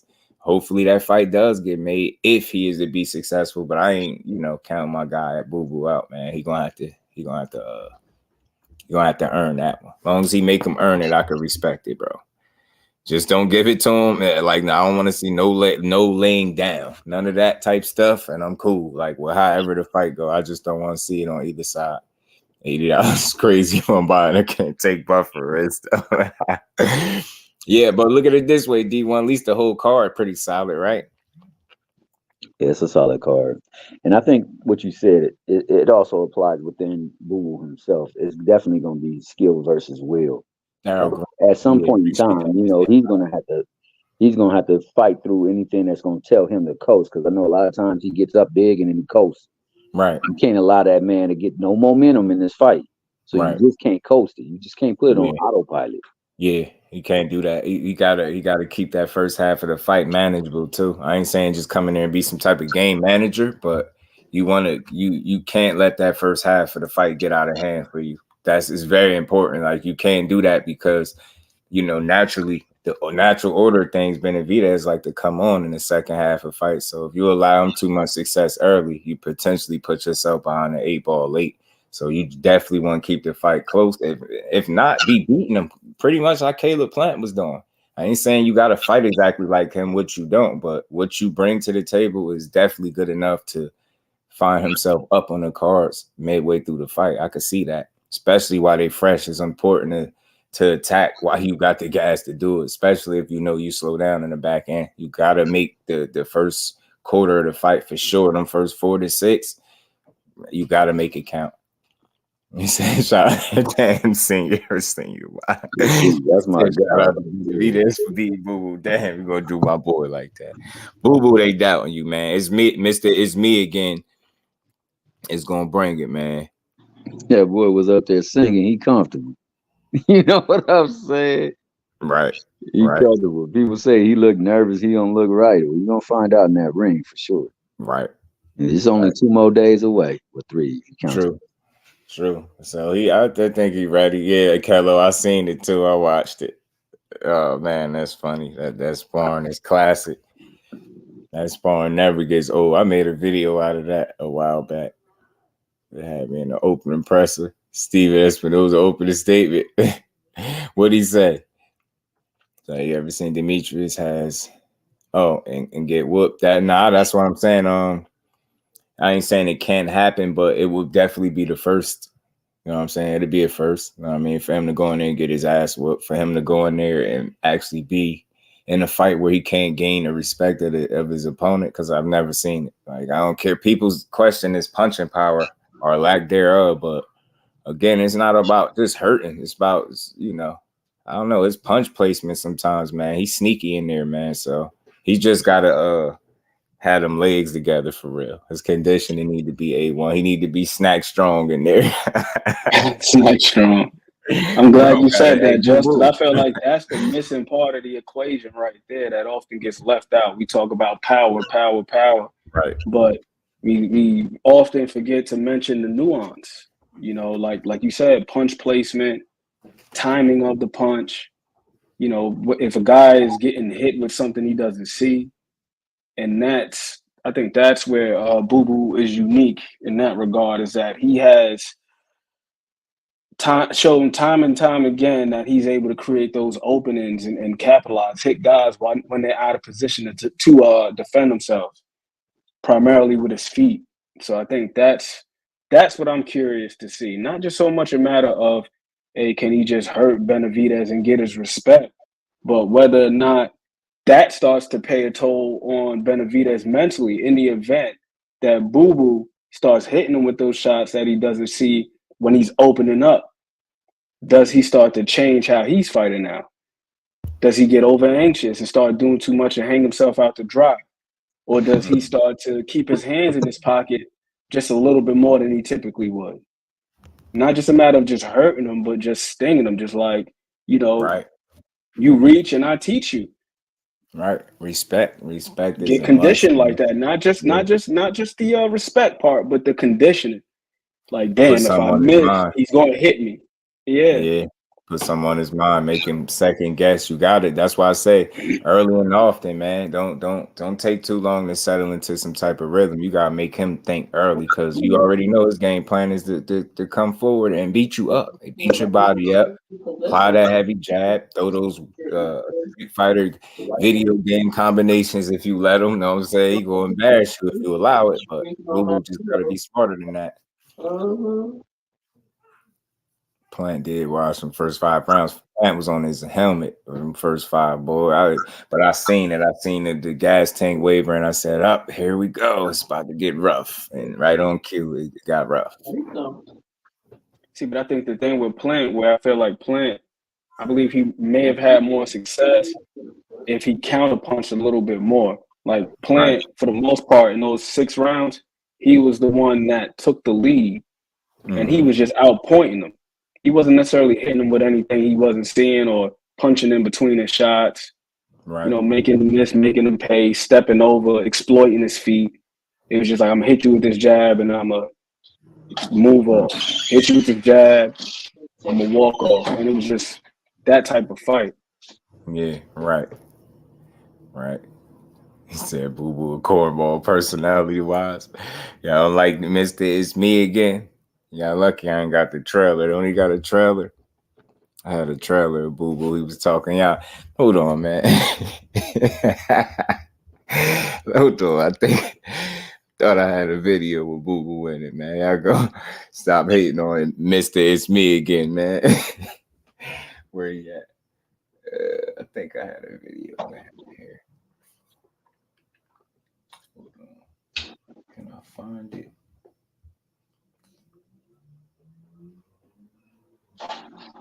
Is everything over? What? Are you gonna do? No, they stopped talking. Yo, Ghost, that video when he was talking about facing Keith Thurman in the amateurs, that video had me cracking up. He was talking about how he saw that Keith was just like knocking guys out left and right in the amateurs of that tournament. He's like, I gotta fight that guy, me? Yo, man, Boo Boo funny to me. Boo Boo's a character. Yo, said Boo Boo off. If you watch his YouTube channel, man, I don't know, he's corny, but he's hilarious to me. He cracks me up. It's refreshing to see somebody just, you know, not to, you know, put on the airs and be extra. Like, if you corny, just be corny. Yeah. Yeah, he's unapologetic. You know, he's a bit unapologetically himself, man, and you know he's true to himself, and he's true to the game, man. Like, absolutely. And when he went through that amateur circuit, he was doing damage in that amateur circuit. So man, Thomas, I rewatched his fight with Keith Thurman in the amateurs, and Keith was fast, and Boo Boo was. The way he was countering, stepping off and pivoting, and boom, hit you with the little short this, and that's sharp, man. Don't tell me this ain't. Don't tell me this ain't one of the flies dudes out, man. Don't hate him. This is one of the most highly entertaining. This must-see TV, man. Just listen to him. Again, it's me again. You know what I'm saying? Hunt, what it do, homie? How you feeling, It's bro? about that time. We getting close. Man, Stay tuned. They acting crazy. We getting in shape. We ready to what bring up? down the house. Yeah. Thanksgiving weekend is going to be a movie, should I say? A movie. You know what I'm saying? It's going to be a movie. Get your turkey ready. Get your stuffing ready. Get your greens ready. It's going to be a movie. It's a movie. Man, get your stuffings and all that good stuff. Right? Let's go. You heard him in my Leonard voice. It's gonna be a movie. You better it's me again. He came right on with it, bro. He came right on. Again.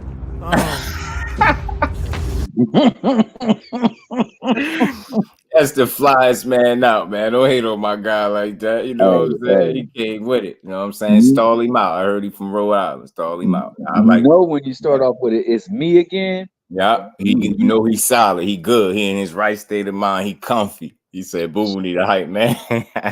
And he cut the locks and everything, man. He cut the locks up. So you know he ain't like you said, stole him out, man. He from long. You heard the way he said Benavidez. You know what I'm saying? I think we from Rhode Island. Stall him out, man. Stall him out, Debo. Marquez said, "Children of the corny." Don't do my man like that. You know what I'm saying? This is his first pay-per-view, man. He happy, man. He's well earned, man. Go in there and shock the world, shake up the world, boo boo. They don't think it's you again, man. Hey, tell them it's me again in there. It's you again anyway. JoJo, Kello said again. When did you show up the first? You want to check it out, man. It's about your boy Dev. He was looking nice in the ring, man. Mm-hmm. It was against the big. It was Joe. I was telling Joseph, my main man Joseph Jackson, that Kello dropped something in the chat for him to check out about his boy Devin. He was looking nice in that ring. Hey, go check it out, Joe. Go check it out, Joe. Mm-hmm. Kello will drop it again. He's such a gentleman. Yeah, if you need it, because I got it pulled up. You know what I'm saying, on my phone. I made a video. I got the video. I could find it in my archives. It's screen. It's screen share. If you really interested in it, listen to Joe Witt. He like drop me. Nah, man. Ain't no sparring. The funniest sparring though that I keep in my my section is Rolly and Ryan Garcia. That's classic, bro.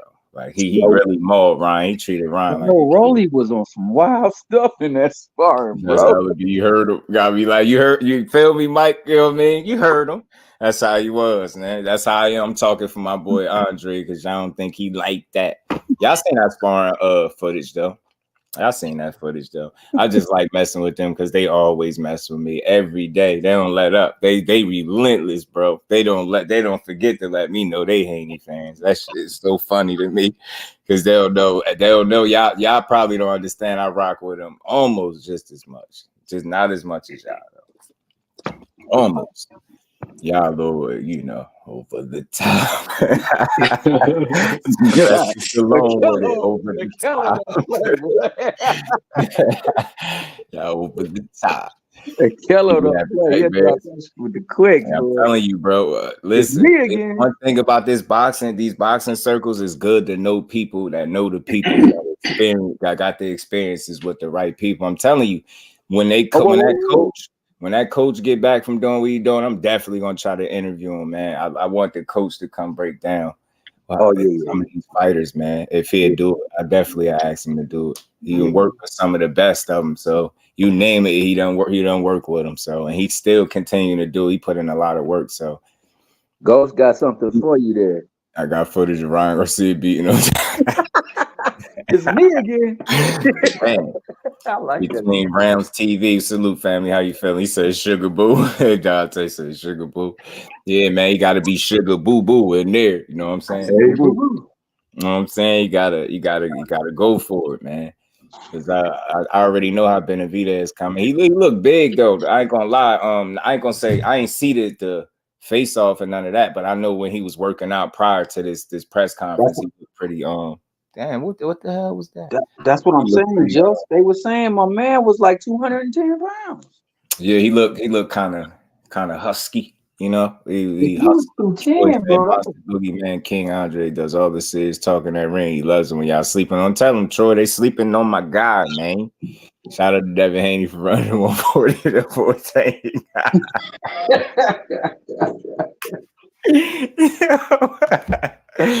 I've been laughing since I got up here. Y'all crazy. I had to mute. I was laughing so hard. I never almost been embarrassed online laughing that hard. Yo, that's how hard I was laughing a minute ago. Y'all crazy. And I'll be back here, you know, all types of strains. He said, y'all crazy, yo. Man, Benavidez, he said, who he with? Mimo? Who he with? What's the dude?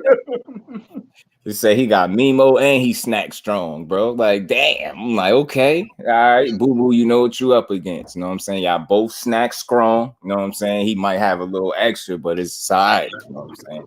Nah, I think it's going to be on the up and up. I want to see how he look on the scale. I really do, though. I'm going to be interested to see that, man. I'm pretty sure he should be all right because it seemed like he figured it out the last trip. He seemed slim. People even said he lost too much weight for his last fight, but he rehydrated his arm. But I tell you what, that was the first time I seen him look like he had to get a second win for real. Because Caleb Plant made him. He stressed him out a little bit in that first half of the fight. Caleb Plant was stressing him out. I seen a little frustration when what'd he do? Did he point? Did he point to the ground or he did something and told Caleb Plant to like basically stop moving? I was like, you don't do that because you letting them know you frustrated by doing that. What he doing is working. But he stuck with it though, and he figured it out. He figured it out enough once the guy got tired. So again, I think it's a totally different fight if Caleb Plant don't gas, yo. You know what I'm saying? So it's like people say boo-boo gas, but I've never seen him gas. Slow down. Yeah, that. But gas, that's totally different, bro. Gas, you start getting beat up. And you start getting mauled, you get what I'm saying, like Caleb Plant. And I don't know. I think Boo Boo will be all right, man. He just need his legs. You can go on time up. He said he ain't look that bad today. No, that's not really a pause, Remo. I ain't what they say. I'm not of the pause community, so we good. Big Dose, what it do, homie? How you feeling? He said, nephew.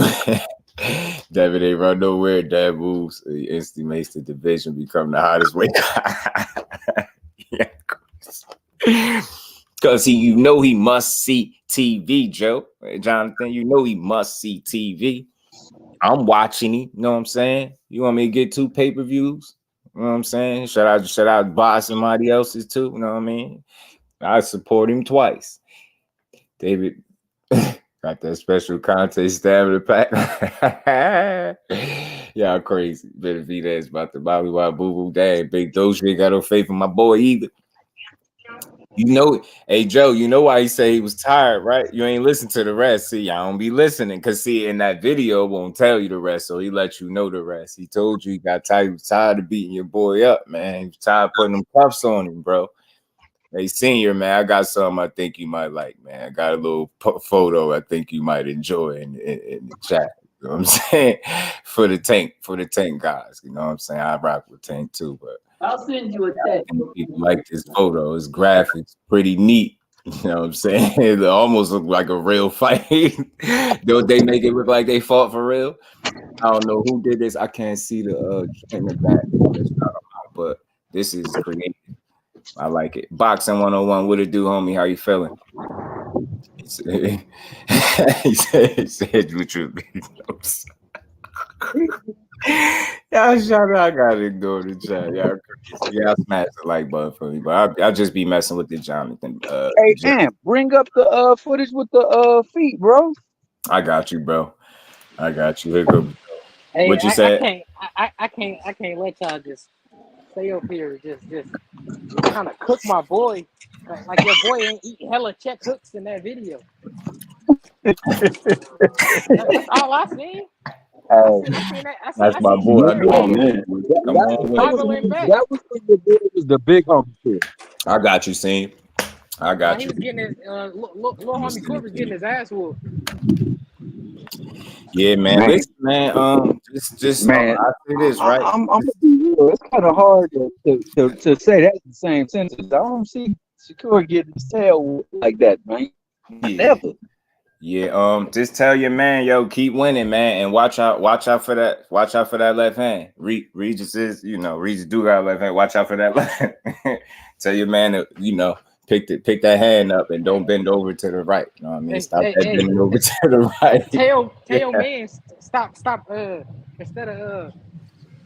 Instead of going to section of bodies, why need you a go to Bob segment, yo. Arum and ask for money? I swear I need a segment with y'all, yo. Just messing with y'all because y'all the only ones I do this with, yo. I swear, yo. Y'all know I just be joking, but I ain't joking about the win, though. The win gonna be like, y'all gonna be like, damn, Just was right, man. Y'all gonna come here, get on the panel, chop it up with me. I'm like, I told y'all it's all good. You know what I'm saying? It's all love. Just gonna be like, it was just part of course. Just the nature of the thing, the order of things. I'm trying to tell y'all, I'm battle tested when it comes to losses. Unfortunate losses. I had to sit through AB and Maidana. That was torture, bro. I thought that was my brother in there. I was like, man, this can't be happening, yo. You so after that, seeing a fighter lose just don't do the same thing to me no more. I was prepared, man. I got my licks in there early, rocking with AB. You know what I'm saying? He went in there with Maidana. I seen him get slumped on the road. I'm like, what? So he about to get knocked out? So I ain't worried. I ain't worried about seeing my boy lose, man. If he lose to the best, I'm definitely cool with that. You know what I mean? If you fight the absolute best and lose, I'm cool with it. But I don't see it though. You say flip the point and fight neither fighter. Tank was busy, man. He was busy. He had a couple things going on. He had who ringing? Who going on? I just want to know why your boy apologizing for calling niggas out. Who ringing? Who that? Your boy. Your boy apologizing. Who the hell got a phone? Who got a phone? He said big facts. Y'all crazy. Nah, I like messing. Why he apologizing and shit though? I don't know, man, because he figured if he be nice, maybe maybe he'd give him a fight this time. He's figuring if he'd be a little nice, he'd get more than that little you know what I'm saying? That frame arm. All I know is your boy saying sorry in the DMs. I don't know, bro. Like I tell you, for me, bro, like I had fun with that stuff. It's funny, but I'm telling you, I'm a different type of supporter. I don't justify anything a fighter do because I'm not them. I don't know these dudes personally, right? But what I will always vouch for, undeniably, is the talent and the skill set. I can't vouch for his personality because I don't know him, right? Can't vouch for what he say, why he said it. Like that's him, right? But when it comes to the skill set, I'll tell you, man, he can fight his ass off. I'll tell you that in a heartbeat. But all that other stuff, I just had fun with it. Yeah, I had the house phone going up, you know what I'm saying? Upper echelon calling it a show. Salute to my guy up, man. No, that was me. Can you vouch for your boy? Can you vouch for your boy gonna go get his ass whooped if he step in that ring? Can you vouch for that? How you gonna feel when Devin just piecing this nigga all across the ring? I tell you what, man.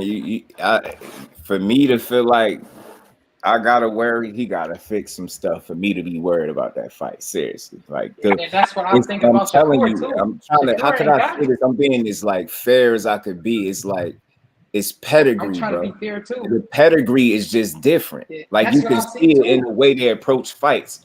One of the guys, he's a more complete fighter too. I'm trying to tell you, he's more creative offensively. I see that. Your boy like losing belts on the scale. His stats don't lie. And if you watch the fights, like just think about something. I always try to break this down. You will never hear somebody complain. Think about it. The only fight people complain about in his career is Nakatila.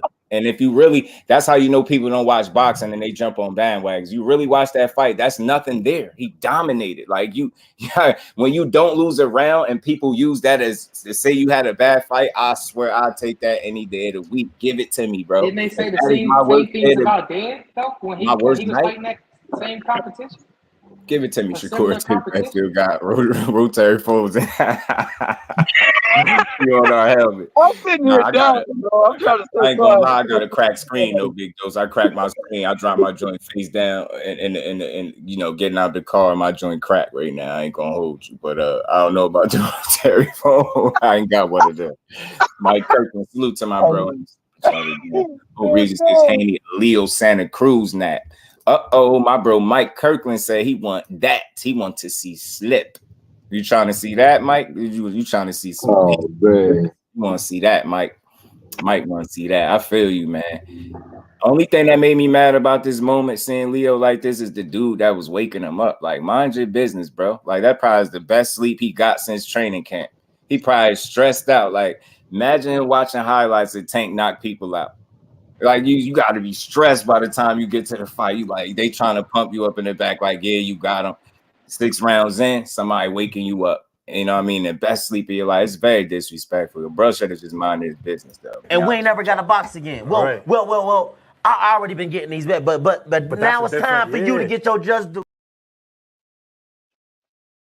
Bro, nobody asked him. You know what I'm saying? My telephone, god dang it, I got the granny phone. It's working. And while we at it, and while I'm in the catalog, don't ever forget, this is the guy that y'all picked to be Tank too. Oh man, yo, I ain't never picked that nigga. That nigga a hype job. I remember BBO was coming through here for like weeks straight. Like Tank is gonna, Brown's gonna knock that kid out. He's gonna knock Tank out. He's gonna beat him to death. I'm like, what? He was dead serious. Yeah, he be dead serious about it too. Nakatila, but you gotta think, bro. He had a cold, man. Damn, man, I gotta let my boy live. He had a cold. He was sick, bro. Like I gotta chill. I gotta let all my boy. He had a little cold, man. You know what I'm saying? He performed well under the circumstances. You know what I'm saying? That's what had happened. Nah, he apologized for that, but I think I had more of a problem with that than people criticizing the performance. You ain't had nothing to apologize for, bro. You not in there to get CTE. I don't care what nobody say. If it got to be clean and they call it boring, so be it. And again, why I say that is because that's what's going to separate him from other people. You get what I'm saying? And I think he has the ability to be exciting without putting himself in harm's way. But at the same time, if he feels like there's a threat there, he's going to limit your opportunities. That's what a smart fighter does. It's not let me see if this dude can crack me so the people at home know I can get hit. You're going to have to earn it. You want to see if he got a chin? Earn it. Because in 20 fights, I ain't really seen him lose a definitive round. So if you're going to crack the code. But that boy is smart as hell defensively. And I can't knock a performance like Nakatila. Look how honest he is with the people. Like, he ain't try to front. Nah, he ain't punching like that. Think about a Rolly getting knocked out by Tank and saying Tank don't punch hard. Just think about how unrealistic he is. Saying Barroso is the hardest puncher that he fought, right? But Barroso, he made it out that fight, even though they bailed him out. But he made it out the fight. Tank landed one solid shot and you was out of there. So how that really don't hit hard, but that guy hit harder, you made it out the fight. It's foolish, but anyway. Sometimes it's that precision, man. You know, when they got these new surgery methods nowadays where it's like quick incision and it's painless. You don't know what the hell happened. With that boom shot a lot. You remember that? Figure out who he was. I swear in the tunnel, bro. I seen him. He asked his dad what happened. Yeah, he asked his dad what happened. He got what happened. Yeah, that's bad. You don't know what happened to you. Yeah, man. You don't, when you know it's a threat there, you like, again, go ahead. Look at who the Tank just fight. Listen to what he said. Now, you know he punching like that, right?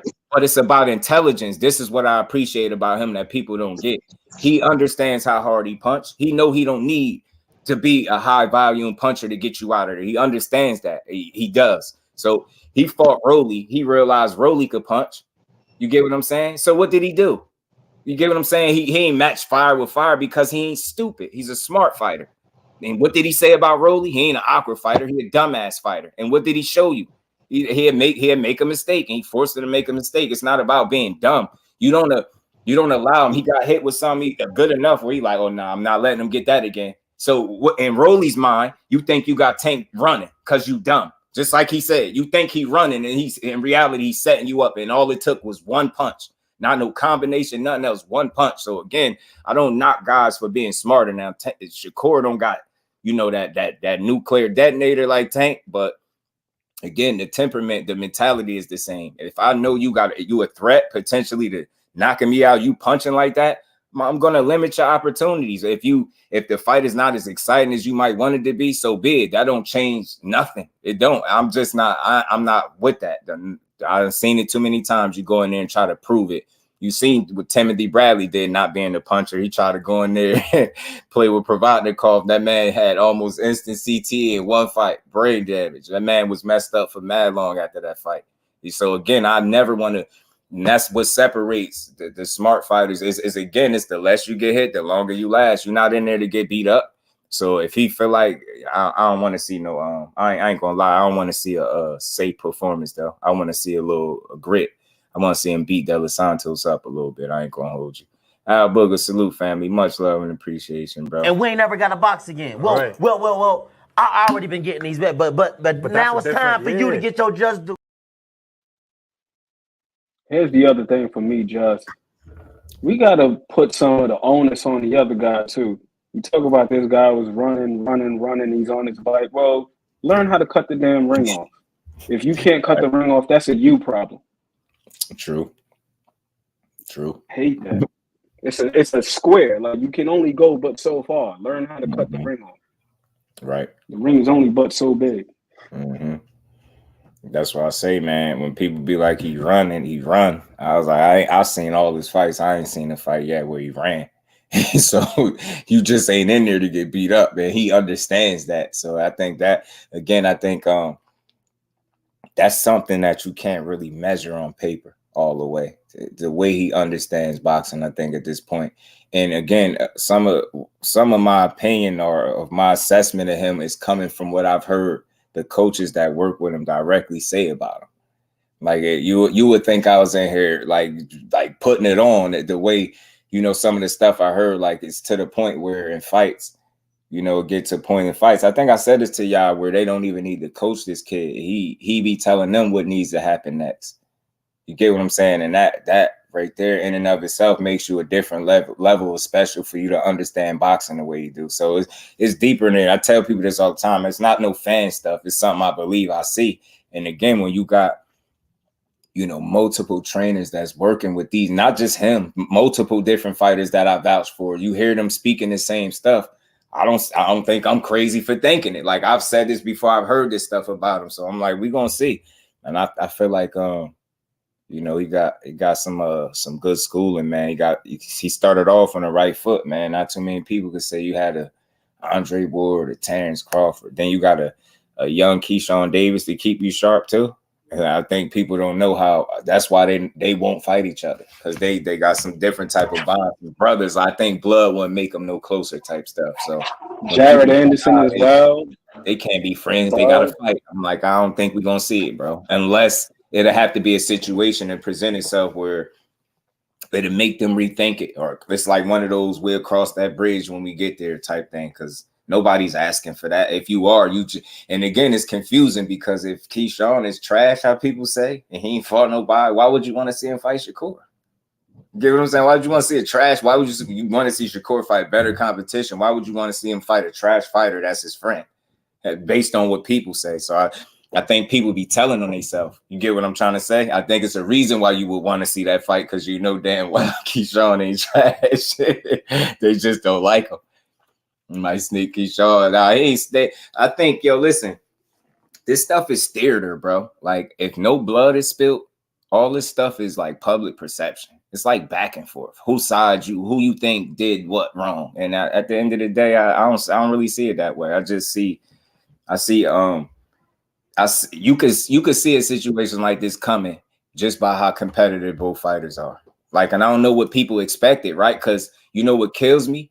On one end, they're saying when it comes to KEYSHAWN and Shakur, the hell with the friends, fight each other. Y'all brothers, my ass, nah, fight each other. But then when it's Dev and Shakur, it's like, oh, y'all was friends. It's like, what side y'all wanted to be? Is it no friends or again? And I said this, I really think, again, a lot of people just like the rhetoric and to argue the stuff. I like to make sense out of all the mess that they make, right? Listen to what he be saying. He said some of the things that I said, the way he responded in this situation. I don't think y'all be listening, man. Like, he said it like, I get to a weight class, you got all the belts. Y'all talking crazy. Y'all bringing up my name and you saying it ain't going to be another champion. He like, yo, all right, what's up? Like, start right there. That's where it start at. That he really tell y'all how we get now. All the other stuff is the other stuff. But I like first things first. That's how it started. how it's supposed to from a competitive standpoint. You saying it won't be a champion he like, all right, well, let's prove it. And soon as people seen that, I think they got threatened by it. Like, that's not everybody. Some people is cool with that, but I've even heard people say they don't care about. They said the fact that people saying Shakur's skill set is why they would want to see them two fight is stupid. I've heard people say that. I've heard people even go as far as saying they don't care how the fight will play out. It's stupid. I've heard this. Like, it's crazy. I don't think certain people just. I think people feel as though it's a plan set in place for him, and fighting him right now would potentially get in the way of that. They don't want to say that outright, but I think that's what it is. And they feel like if y'all was friends, why would you get in the way of what I'm doing? They're saying it without saying it, because how else could you snake somebody? You get what I'm saying? Even though you ain't the one that got off for 25% if y'all really friends. So miss me with the snake stuff, but you know, I just think that's what it is, man. Don't ever forget that these dudes is competitors, and at the end of the day, man, money changed a lot of things, man. Situations change, and I think as long as it stay within the realm of boxing, it's always good. Like, it's always good. It might win a little left, but ain't nobody get beat up outside of the ring. No blood is shed. They good, man. They good.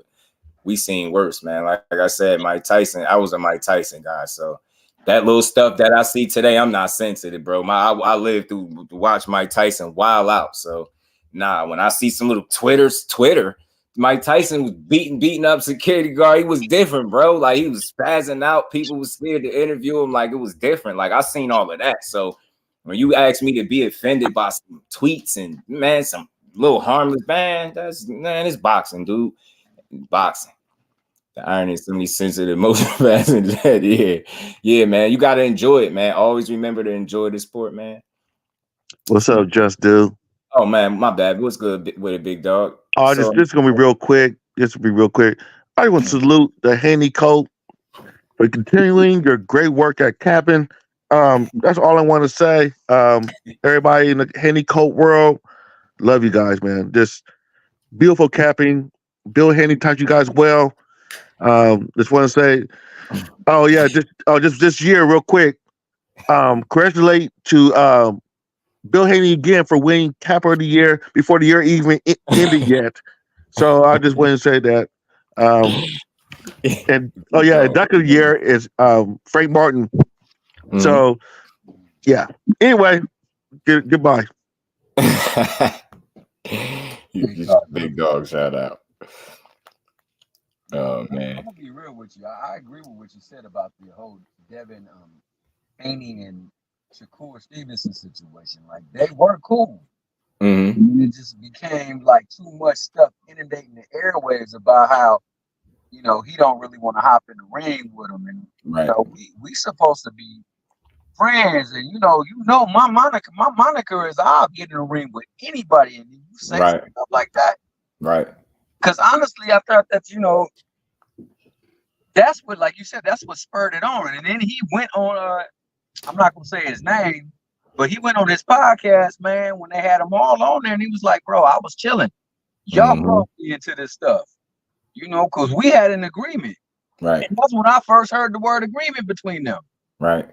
And then it just corroborates what was said in that show when that video came out, when he was talking about, are you kidding me? Nigga, anytime you get in on Cool, that was a good day. Hey, bro, I ain't trying to roast nobody. Corroborated everything that they said. You know what? Like, just talking about it, like you saying through the first stone, I don't look at it like that. I look at it as, I think people forgetting that this is competition still, and as long as it's coming from a competitive standpoint, like when I first started hearing the initiation, you heard him break it down. He responded directly to that. You saying it's not going to be another champion. If I'm here, what am I supposed to be like? Yeah, he right. Yeah, I'm gonna just go over here and try to fight. Why not? Why can't we fight? I think people made that something personal when that's the whole reason they're in it, to be great. So instead of looking at it as, oh, you want to fight him because he's a great fighter. You want to prove yourself, and you think you can beat him, right? Obviously, but people made it something other than that, like made it personal and started saying you jealous. And I'm like, I don't see jealousy. I see hunger. The same way I do with Dev on the other side. I don't think he jealous. Like, I think these all dudes too talented to be jealous of anybody. And respectfully, I don't care who got more money. They all making money. That's the and winning. So they're at the top of their game. So I don't think it's room for that type of stuff. I think that's narratives and things people want to push, and they move you further from the real objective. Is for, let's try to get them in the ring at some point. That'll solve everything. Like, and I guarantee, and I put money on this, when they get in there and fight, guarantee you they dap up and it be a shaking hands, bro. You remember, we just seen this with Caleb Plant and David Benavidez. People try to sell me that they hated each other. Get that out my face. I'm not falling for that. Tempers flare. They got pride, ego. I know what's going on. They young. I know they trying to one up each other. They flexing on each other. I know exactly what I'm watching. That's why I don't get too high, too low with it, because I know what I'm looking at and I know how to process it, yo. And if you put yourself in them same situations, you don't got to say you will respond the same way, but you can understand where either guy is coming from. So it's just little, you know, a little back and forth, and it's a little paper trail. So when they actually do fight, we have all that. Somebody gonna have to stand on business, right? I guarantee you they dap up, shake hands, and be cool. I'm telling you, seen it. Errol Spence and Terence Crawford did it. Like Sean Porter, Terence Crawford, anybody, David Benavidez. Y'all said he hated Caleb Plant. They was pretty damn cool after the fight, taking pictures, hugging. Even JERMELL, CHARLO, and David Benavidez, right? Then they have a situation. People said they hated each other too. They was out taking pictures with each other. Stuff is theater, man. I'm not no fool, man. I know what these dudes is doing. Like, I ain't saying they don't really want to fight each other, but I don't turn it into all the stuff that is not. They go and talk, they talk whenever they get asked about each other, because no guy is going to tuck their tail. You can't expect them to do so. So the way I see these dudes go about it is just the way you go about it. I don't take it too personal. I'm not gonna say here, he's a snake and he's this, and I don't take it that it's not that serious. You can't make that type of assumption from that limited of information. You just can't do that. So I'm just not one of them people. I just think it's a sport, it's entertainment. I chalk it up as that. And as long as it never spill off into the, you know, streets, and then I'm cool with the little back and forth. Like I said, man, I lived through the Tyson era, man. I got through that just fine because he was wild.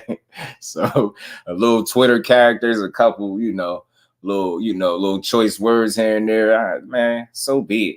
Now, I mean, ain't nothing more personal and serious than fighting for your life in there. So at the end of the day, you got to think, it's the least they doing. You got to fight each other at the end of the day. So at some point, so we'll see. I don't know why I thought you was going to pivot into, because you said Tyson. I thought you was going to say ain't nothing more personal than telling the man you're going to eat his children. I don't know why I thought that's where you were going. Mm-hmm. That too. Yeah, you know that Tyson was wilding. Lennox is no Alexander. I'm Alexander. I'm going to eat his children. All praise due to Allah. Yeah. Remember that. It's the truth, and he can't spell the word truth. He'll fool. Straight to the opponent after y'all finally fight. Right. They're gonna always respect each other. Like, that's why I say it's the fans that make it more personal than it has to be.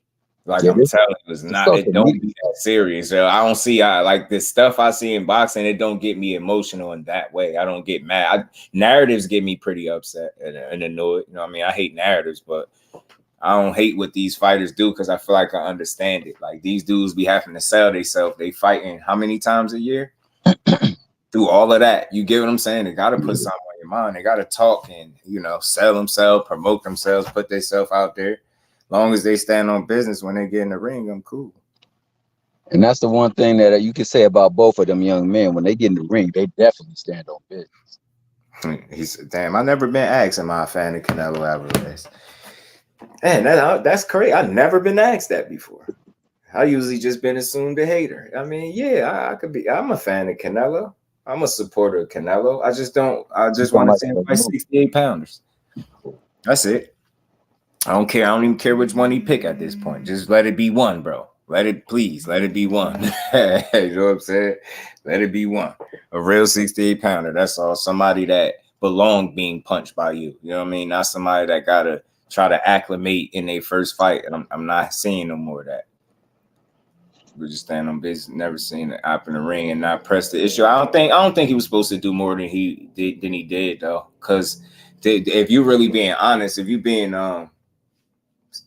honest about the situation, he ain't do nothing more than what Dev did to get in the ring with these other fighters. The only difference is really being honest, and I ain't knocking it because I heard my bro YSM come up here personally on the panel and say that the security, he know for a fact like the security pulled him out the ring and stuff like that. So that's where people, y'all don't even have a leg to stand on because he wasn't allowed. We got, at the end of the day, you know how I look at that? I could take my little shots and joke and be like, he ran out the ring, but that's more me joking. How I look at that, that was a missed opportunity for us to, you know, see a face off for whatever it's worth. You get what I'm saying? He got the opportunity with several fighters to do it, right? So I never seen what the issue was. Again, people make everything so personal in boxing. I just don't believe it's that deep. You get what I'm saying? He did exactly what a fighter was supposed to do, but you know, once I started hearing all these different excuses, I knew what I was getting. I was like, okay, they don't want to see this right now. I'm telling you, because it won't be that energy. It wouldn't be you jealous, you hating. It would be none of that. Like if this was the other way around, Corey Stevenson was undisputed and he got in the ring at the Prudential Center and he jumped out of there first, I would be disappointed, man. That's just me being real. I would be like, damn, bro, how you gonna win a fight and get out the ring first? Like that's what I would be saying. But I'm not knocking it if they had other plans. Like I'm open to that. I'm not big on the narrative stuff. Like they might have just, that wasn't it. You like, nah, man, we ain't doing this. We ain't even fighting you, so we ain't doing it, right? It's that simple. So, but I would have liked to see him face off. Just because of the sport. I'm a fan of the sport. Like I don't make stuff like that more personal than it need to be. It would have been fun to see them jog back and forth, talk a little crazy. You know what I'm saying? You know what I mean? Get the blood flowing a little bit. But if the shoe was on the other foot, yeah, man, I would have wanted to see that. I wouldn't have wanted to see nobody pull Shakur out the ring and him walk away talking about I'm number one. No, I'm telling you, I'm being sincere when I say that. No, I wouldn't have wanted them to respond that way. But I can understand if it's like, nah, we out of here, bro. We ain't doing that. You get what I'm saying? Like, we're not entertaining that. So I can see it that way because it's like, if I do this and don't fight you, am I clout chasing or am I wasting people's time? So I can look at it that way. Like, we're not entertaining that because we're not fighting you next, right? That's how I looked at it too. So it's cool, but I still wanted to see that moment, though. It would have been fun. Don't tell me. Security pulled that out of the ring because his capping medication was wearing off. He called Lord for a reason. Man, they do call him Lord Haney, man. They do. They be calling him that. Big dog, wow. Yeah, big dog, shout out. But something else I wanted to bring up too, man, before we got up out of here, man. I seen something interesting that Tank had. You know, I be comment creeping sometimes. Let me see if I put it in here. Yeah, I did get it. And Tank, I seen Tank say something, man, that it caught my attention, man. So I just thought to bring it up because it's crazy. You know, this was one of the fans responding to him, right? Or adding somebody. And they was saying, you know, Tank never sold more than 200K pay-per-views. The TikToker made those millions. Tank responded to somebody, not even the same guy, but he said, you don't give a face. I'm thinking he's saying, you know, don't give a F.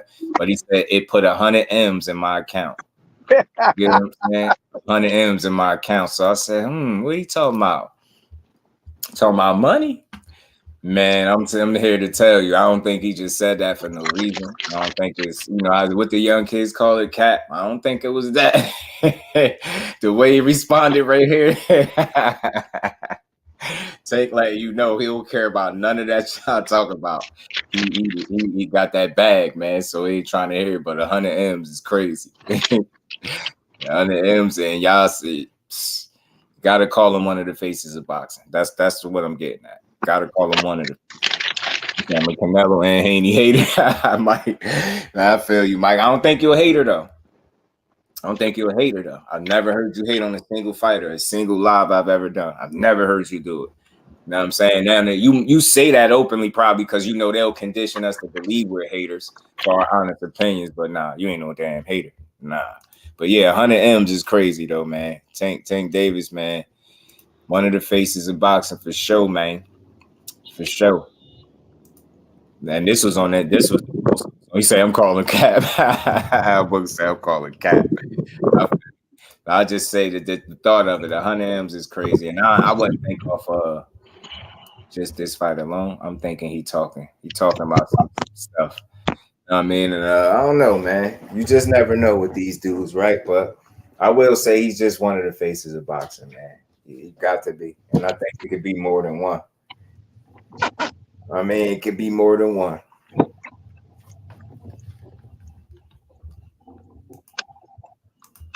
Oh my God, man.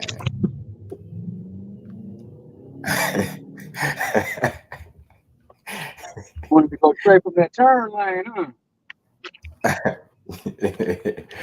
I'm still laughing. I've been laughing all day, man. I gotta chill. But yeah, man. It's something else. It's something else. I feel like I'm forgetting to say to y'all. Let me get Boo Boo off of here. You know what I mean? The most electrifying man in the world. You know what I'm saying? Boo Boo Andrade. Y'all are hating on greatness. Haney fans never say anything critical about Devin, no matter how much they feel. They just say, I heard he was going off on the boxing voice of Kello. Heard he was talking his talk. I'm gonna go check it out later. I'm gonna go check it out after the fact, but I ain't catch it. But I could imagine some of the stuff he was saying. I'm pretty sure it's some of the same stuff I've heard him say before. Hold on, y'all, man. I'm forgetting something, bro.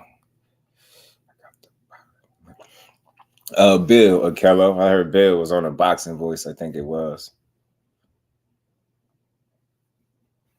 the boxing voice. So just so everybody know, if for the people that was seeing that news coming out about it was Bill about them saying they ordered Crawford to fight TSZYU. Yeah, that's people jumping the gun a little bit. They ain't get to that. They still got to get to the date of the ERROL Spence and Terence Crawford fight. Like I heard February for that fight. So until they make that date, and they having a meeting about that, something like that. I got a text, telling me put me on game for that. So I don't think that's the case. And if you just think about it, how they gonna order a fight when both guys got, Spence and Crawford got an obligation to fight each other in a rematch. You got TSZYU and Mendoza fighting each other. It's almost like assuming that he's just gonna beat Mendoza. And if anything, anything about Mendoza, if he's the underdog, he's a live underdog. So I think that, just naturally, if you're just paying attention to the order of things, that's a bit jumping the gun. It's premature. What I believe when people and I hate to call anything clickbait, but I think people be speaking on the potential of something that they could do, or an option that they could, a route they could go. But I don't think that's the case. I think it's too premature. And again, how would you order them? Again, and I'm just trying to make sense of it. How could you order somebody to fight a guy at a weight class that he's not even at? I don't know if I've seen that before. Not to my knowledge, nothing that I could think of off the top. I've never seen that. So how the hell did he? Now, I know they saying the rematch. I did hear of the rematch is supposed to be at 54. So, but I still don't see them doing that. It wouldn't make sense. It seemed way too premature to make that kind of call. Like I don't. He could lose. He could very well lose. And if he lose, would you still fight him then? I don't see it. So it's weird. You said Haney dislike or not a Haney, not a hater. Every fans hold him accountable. Never hold him accountable for anything he does. Yeah, man. I always try to get a young lad his credit, man. The only thing I think what I disagree on is a couple of fights how a couple of fights of his might play out. I think that's the only difference. Other than that, I think we all support him. You know what I mean? He's a hell of a fighter, very disciplined. I give him more credit than people do. I think I understand him better than some of his fans. I told you he's a smart dude.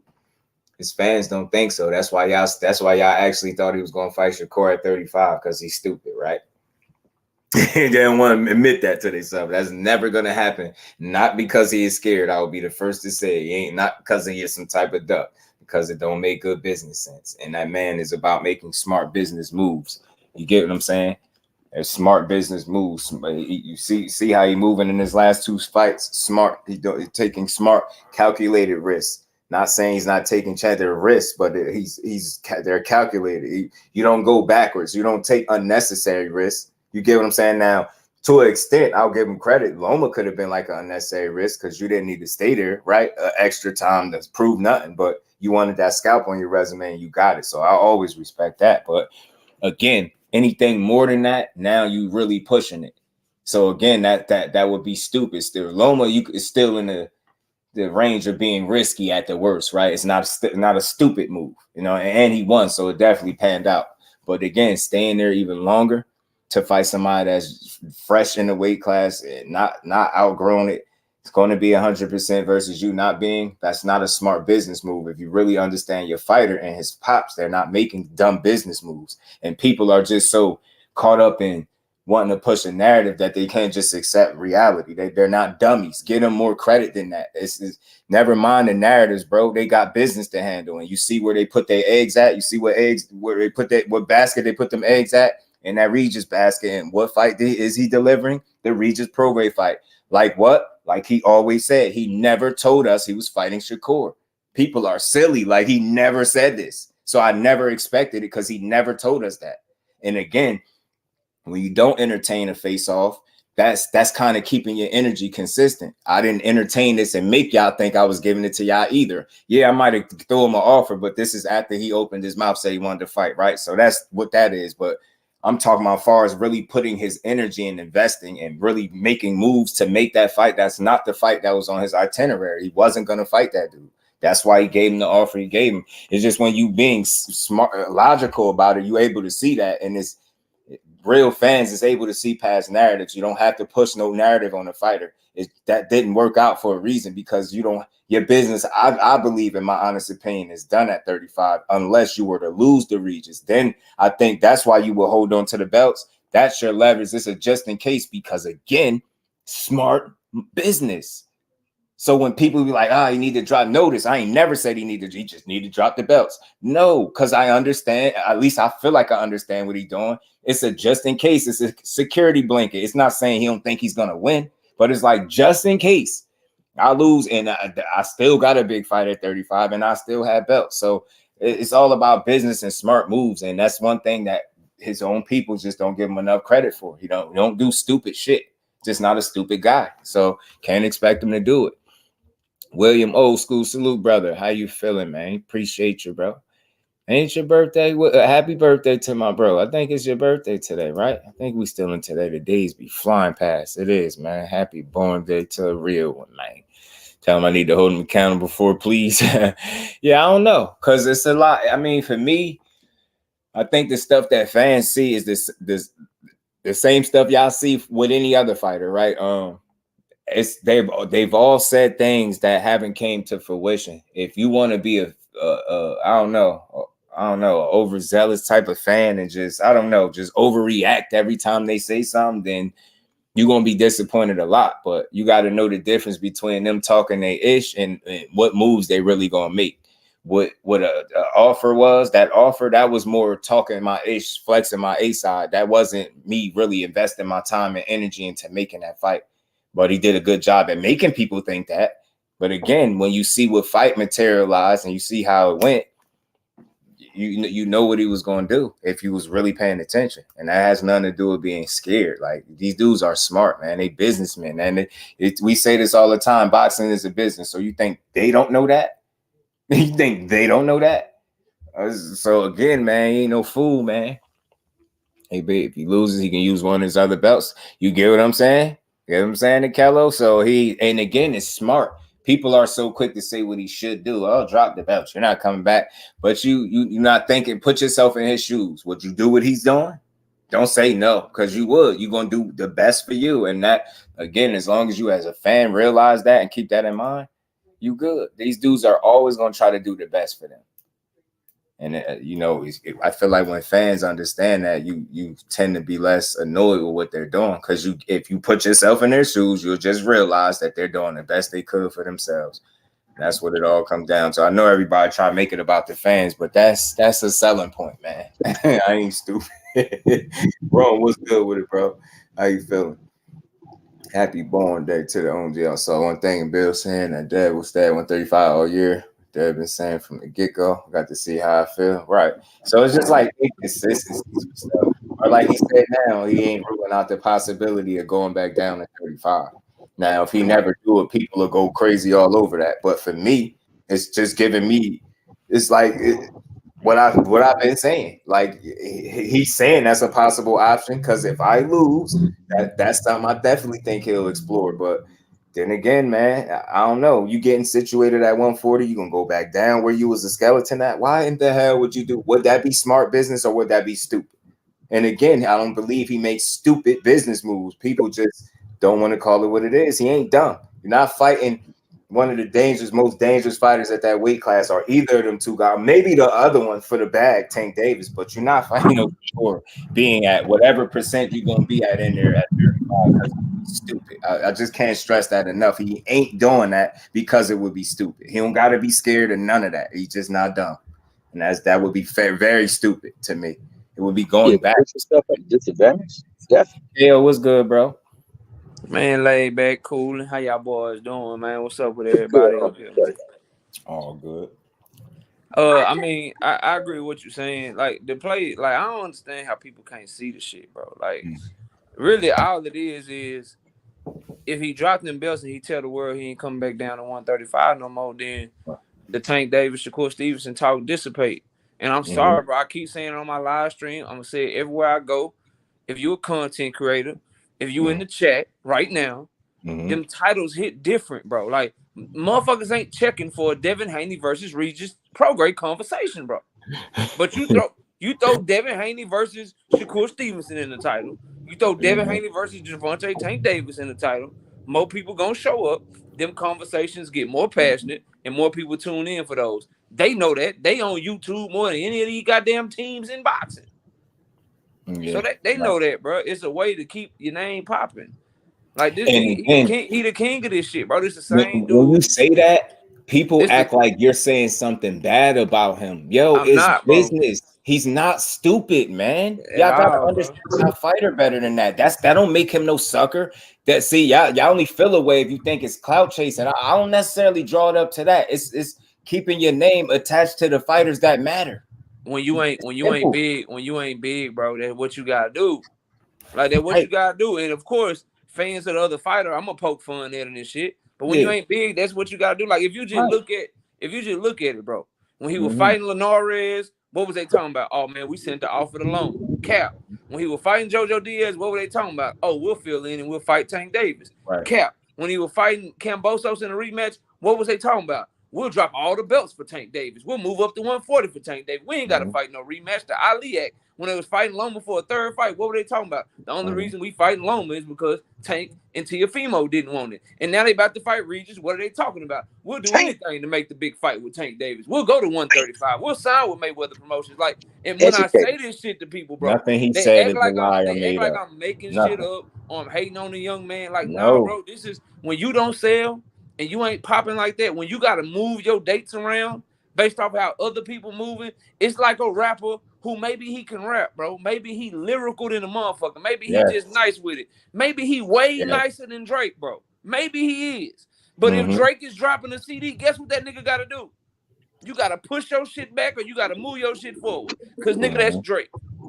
So maybe, and again, KO, like that would be understanding his drawing power and being smart. That's not a dumb move. He's a smart guy, bro. That's understanding where you are at in boxing and not being fooled by what fans think. Dudes ain't stupid, man. I always gave them dudes credit for that. Even Regis, you know what I mean? Went from saying, man, y'all some slick, y'all slick, man. He telling them, man, y'all know what y'all doing, basically. Y'all, come on, man. You gotta give your man more credit. He knows where he at. Come on, you would be a fool to think you some big type of draw. So what do? You keep your name out there, man. It's nothing wrong with that. It's nothing wrong with that. It's understanding the game, man. To me, like people can try to draw the narratives all they want from it, but I think it's smart on his behalf to understand where he stands in the sport of boxing, bro. Nah, man, that's kudos to him. I just hope we can see the fights one day too, but you know, I get it, man. So that's why I don't knock him. Right, zoom on the ass. Right. Bill knows exactly what he's doing. It's not a knock, right, man? You gotta sell this out. This stuff is a business, man. I get it. I just don't like to take this stuff personal. I just want to enjoy it. I get it. I get what dudes be doing. Kind of thinking 4 years, everything they say, boy, you can't say none. Nah, bro, it is what it is. It's just, you know, people get passionate, and some people take their passion to being willing to cap and shit, bro. I'm not doing that shit. I ain't willing to go that far for no fighter because I don't know these dudes ain't my family. I ain't even willing to do that for family. Lie for them, man. Like, I ain't gonna be sitting up here lying. All things was good. Cobain was good, bro. I ain't say nobody Cowboys this week, cuz man, don't be trying to rub it in, Cobain. That's Cal. You just don't be. You know what I'm saying? You know what I mean? Cobain rub it in, bro. Because it ain't just KO the Cowboy fan. Me too. Nah, goddamn. I'm trying to. I'm over here quietly. You know what I'm saying? Don't start. Nah, we talk. Hold on, but see, he wrong though, cause we talk. I talked about the Cowboy. I played my same little bullshit I played at the beginning of my show, where they were making fun of my team and shit. I did all that shit, man. I still talk about them, bro. Right. I just, when you take a head whooping like that, you just gotta wait till next week. So then when we win, I can talk some more shit. Yeah, we can't. We gotta chill right now. It got a little spooky for us. You know what I'm saying? Yeah. I know when to lay back, bro, and take a L, bro. That was bad, bro. Well, y'all ain't hear me say nothing, but I told you, KO, I mastered the art of not stressing out. I said, okay, we lost. All right, cool. Say no more. No more. I appreciate how I handle these losses as a fan. Like, okay, that's what it was, huh? A little blowout, okay. I see a couple Dak posts. I said, okay, that's right on cue. right up people alley. Dak got to go. Dad, y'all think he that bad? I ain't even Dak trash in the motherfucker, bro. I feel like he blew it. He trash, bro. He done it ain't so much. What y'all think about the play trash, call, bro? He trash. And what y'all think about them getting rid of Zeke and thinking Tony Pollard was a 3-down back? What the hell? Who authorized this? See what I be saying? This is what they do. They get rid of people with no plan. I don't give a damn what tape they watched. I've said this. I'm not no damn trainer, a coach, none of that. But if it's one thing I observed is Tony Pollard is not no every down back. And what do you get? He needs something to go with him. But Rico, I can't believe they forced that. Rico playing well though. Right. He ain't been playing bad, bro. Right. I gotta watch. I gotta go back and watch. Because watch some highlights or something. I gotta go see. Like, you know what I mean, I'll be giving Dak as a break, but maybe I'm being too nice. Nah, he trash, bro. Maybe. I gotta see. Like, I gotta see what's going on, man. Bro, maybe I'm missing. He just good enough to where we can't get the draft pick we need to replace his ass. Ah, man. So that's like he right there. He right there in purgatory, bro. Where I get right what you're there saying. in the middle, bro. Yeah, that's it. That becomes like dead weight because you don't get them over the hump, but you do just enough not for us to get somebody that we really need to get. Yeah, that's like frustrating, we man. can't Like, I just don't know when they're gonna get a quarterback that people actually like. Man, it's been a long time, man. Because I feel like people ain't like Romo. Like the 49ers draft nigga last in the whole draft, and he turned out to be cold in the motherfucker. And they swung and missed so bad on Trey Lance, he turned out to be trash for them. But the dude that they drafted in the last round was good. We don't never get lucky like that. Didn't they just pick him up too, Trey Lance? Yeah, we got him. He on my team. But he was supposed to be good, wasn't he? Bro, they traded like 3 first-round draft picks to get him, bro.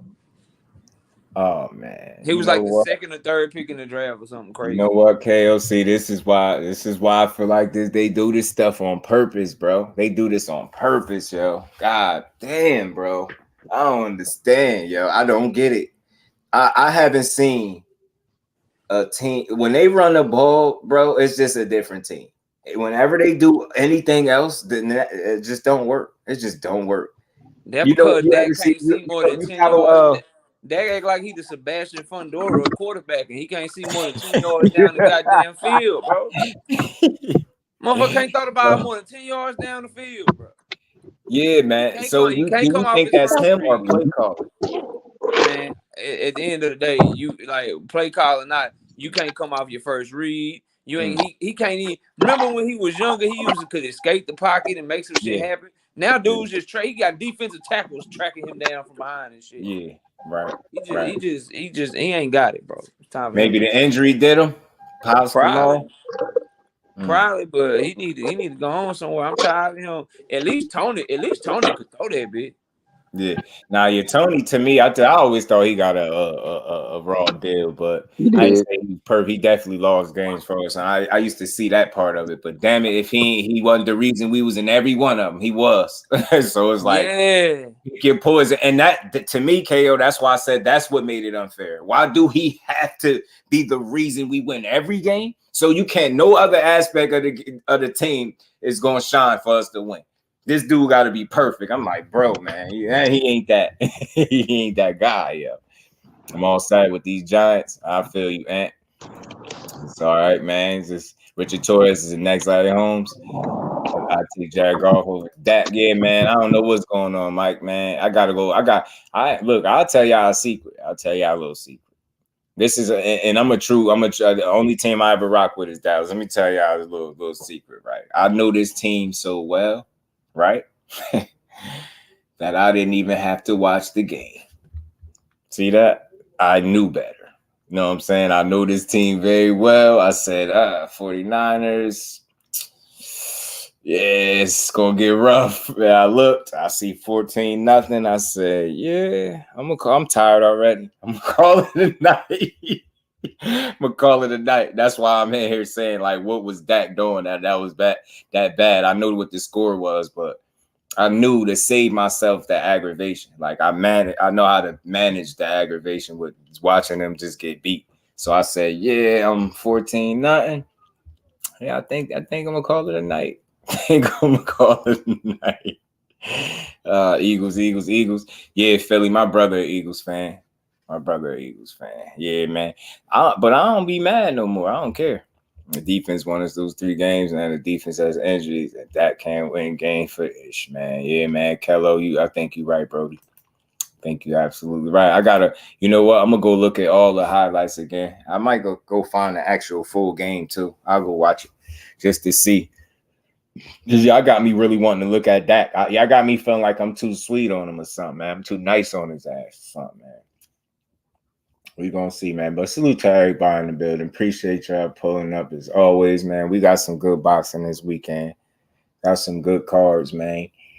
Can't wait to see this November 25th card as well, man. Like Boot's supposed to be coming back in November as well, so that makes that month even better. That makes that month even better. Let's see what they do with this rematch. Let's see what JERMELL CHARLO goes from here. His ass need to be thinking about fighting TSZYU realistically because he need to get back in the good graces of the people, man. He need to get back in good with the people. But y'all make sure y'all smash that like button if y'all haven't, man. Another dope build in the books. Got Prime D Rose knew how to lead his team. Now Stat Pat, you're right. True indeed, man. But yeah, Kello, you're right, man. The defense is what did it, man. Salute to Philly, man. The Eagles doing their thing right now. Salute to everybody. But Jonathan was good, bro. My bad. Hey, Just, I wanted to say something about the 49ers and the Cowboys. See, I lost to a quarterback that ain't shit for real. He just a system quarterback. He didn't throw a ball over 25 yards the whole night. And beat the fuck out y'all. You talking about in the 49ers game? Yeah. Oh, okay. Yeah, because I told y'all, like, I knew, bro. I really know that team. And I knew not to sit there and watch that whole game. Once it was 14 is it, I knew it, bro. I know that team. I was like, yes, that's one of them. I've really been watching them so long. I really know how it feels. You could feel it. You like, yeah, it's going to be one of them. Then I went and flicked, seen the score 42-10. I said, yeah, save myself some time. Call me what you want. When a team plays that bad, bro, you can't expect me as a fan to sit through that when you doing that. You can't. I'm not doing it. I've been doing it for years, bro. Y'all be stressing me out. Y'all ain't gonna be stressing me out. Nah, bro. I know how to. You know what I mean? Dak threw 3 INTs. Oh, he did. Oh, yeah, Dak. See, you on borrowed time, bro. He tripping. And remember how clean he was? Remember he almost had the record. He was like, what, second in completions thrown to start his career without throwing a pick? And since then, I've noticed a significant switch. Them interceptions been a little bit, up for me. You know what I'm saying? So I don't know. I just think he had got that injury, and after that, I just felt like he just not nowhere near the same as that guy. I just feel like he don't run when he should run, and then when he do, like KO was saying, he allow guys to track him down and shit like that. So he said, "You're a lion, be a lion." Right. He gotta be though. Al Booker, he said, "Just look at Dak. That's why he go easy on him." He said, "I look like that." Man, I thought, I guess I gotta reevaluate him, bro. Because 3 INTs, bro, 42-10. You losing the teams I feel like you could beat, because it's just I don't know, man. His leadership skills need some work, man. He needs some work. But man, salute to everybody in the building, man. I ain't gonna drown you out with too much football talk, but stay tuned. We back tomorrow to end the week off, man, and we gonna call these cards too, man. Whichever one. I want to see KEYSHAWN get right. They got a little bit chippy at the presser, so that's good. Just you want another perfect comparison for Dak? He the black Kirk Cousins. Who that? Dak Prescott. Dak Prescott. He say black Kirk Cousins. If your quarterback not better than Dak, you're not winning anything. Yeah, I can't really say that he better than people right now, man. I think the only leg he really got to stand on now is his record as a starter. It got to that point, bro. Like his record as a starter, I think is still solid. But other than that, like from a season to season, it's been a drop off, man. And it ain't. I just don't know when they're gonna move on. I ain't one to just say the hell with people, but I'm tired of seeing. I don't want to see no more 42-10s, man. That's wild. Now Kirk Cousins gets out the first round. Yeah, right. Dak, yeah, man. You like that, Mike White? Salute, fam. Savant, salute, fam. Now you already know. I already knew you was tired when you came up. Appreciate you, Brody. It's all love, fam. All right, but salute, Just. I'm gonna hop off. I said I'm gonna hop off. Salute, though. You already know. Appreciate you, bro. Salute to the family, man. Y'all smash the like button on the way out. Much love and appreciation to everybody in the building. Salute to everybody in the super chat, cash app. Appreciate y'all. George C. Daggett. Like that man's name is Dakota. George C. and Fool. Well, man, make sure you enjoy the rest of your day too, brother, man. Appreciate you as always, fam. And I believe J Hardcore will be on at 7, right? I think so. Or 8, one of them. I think he'll be on, though. Go check out the good brother J Hardcore. Salute to the fam, man. We gonna get up out of here. We be back tomorrow at our same time, 4 o'clock. Y'all already know. Peace to the fam.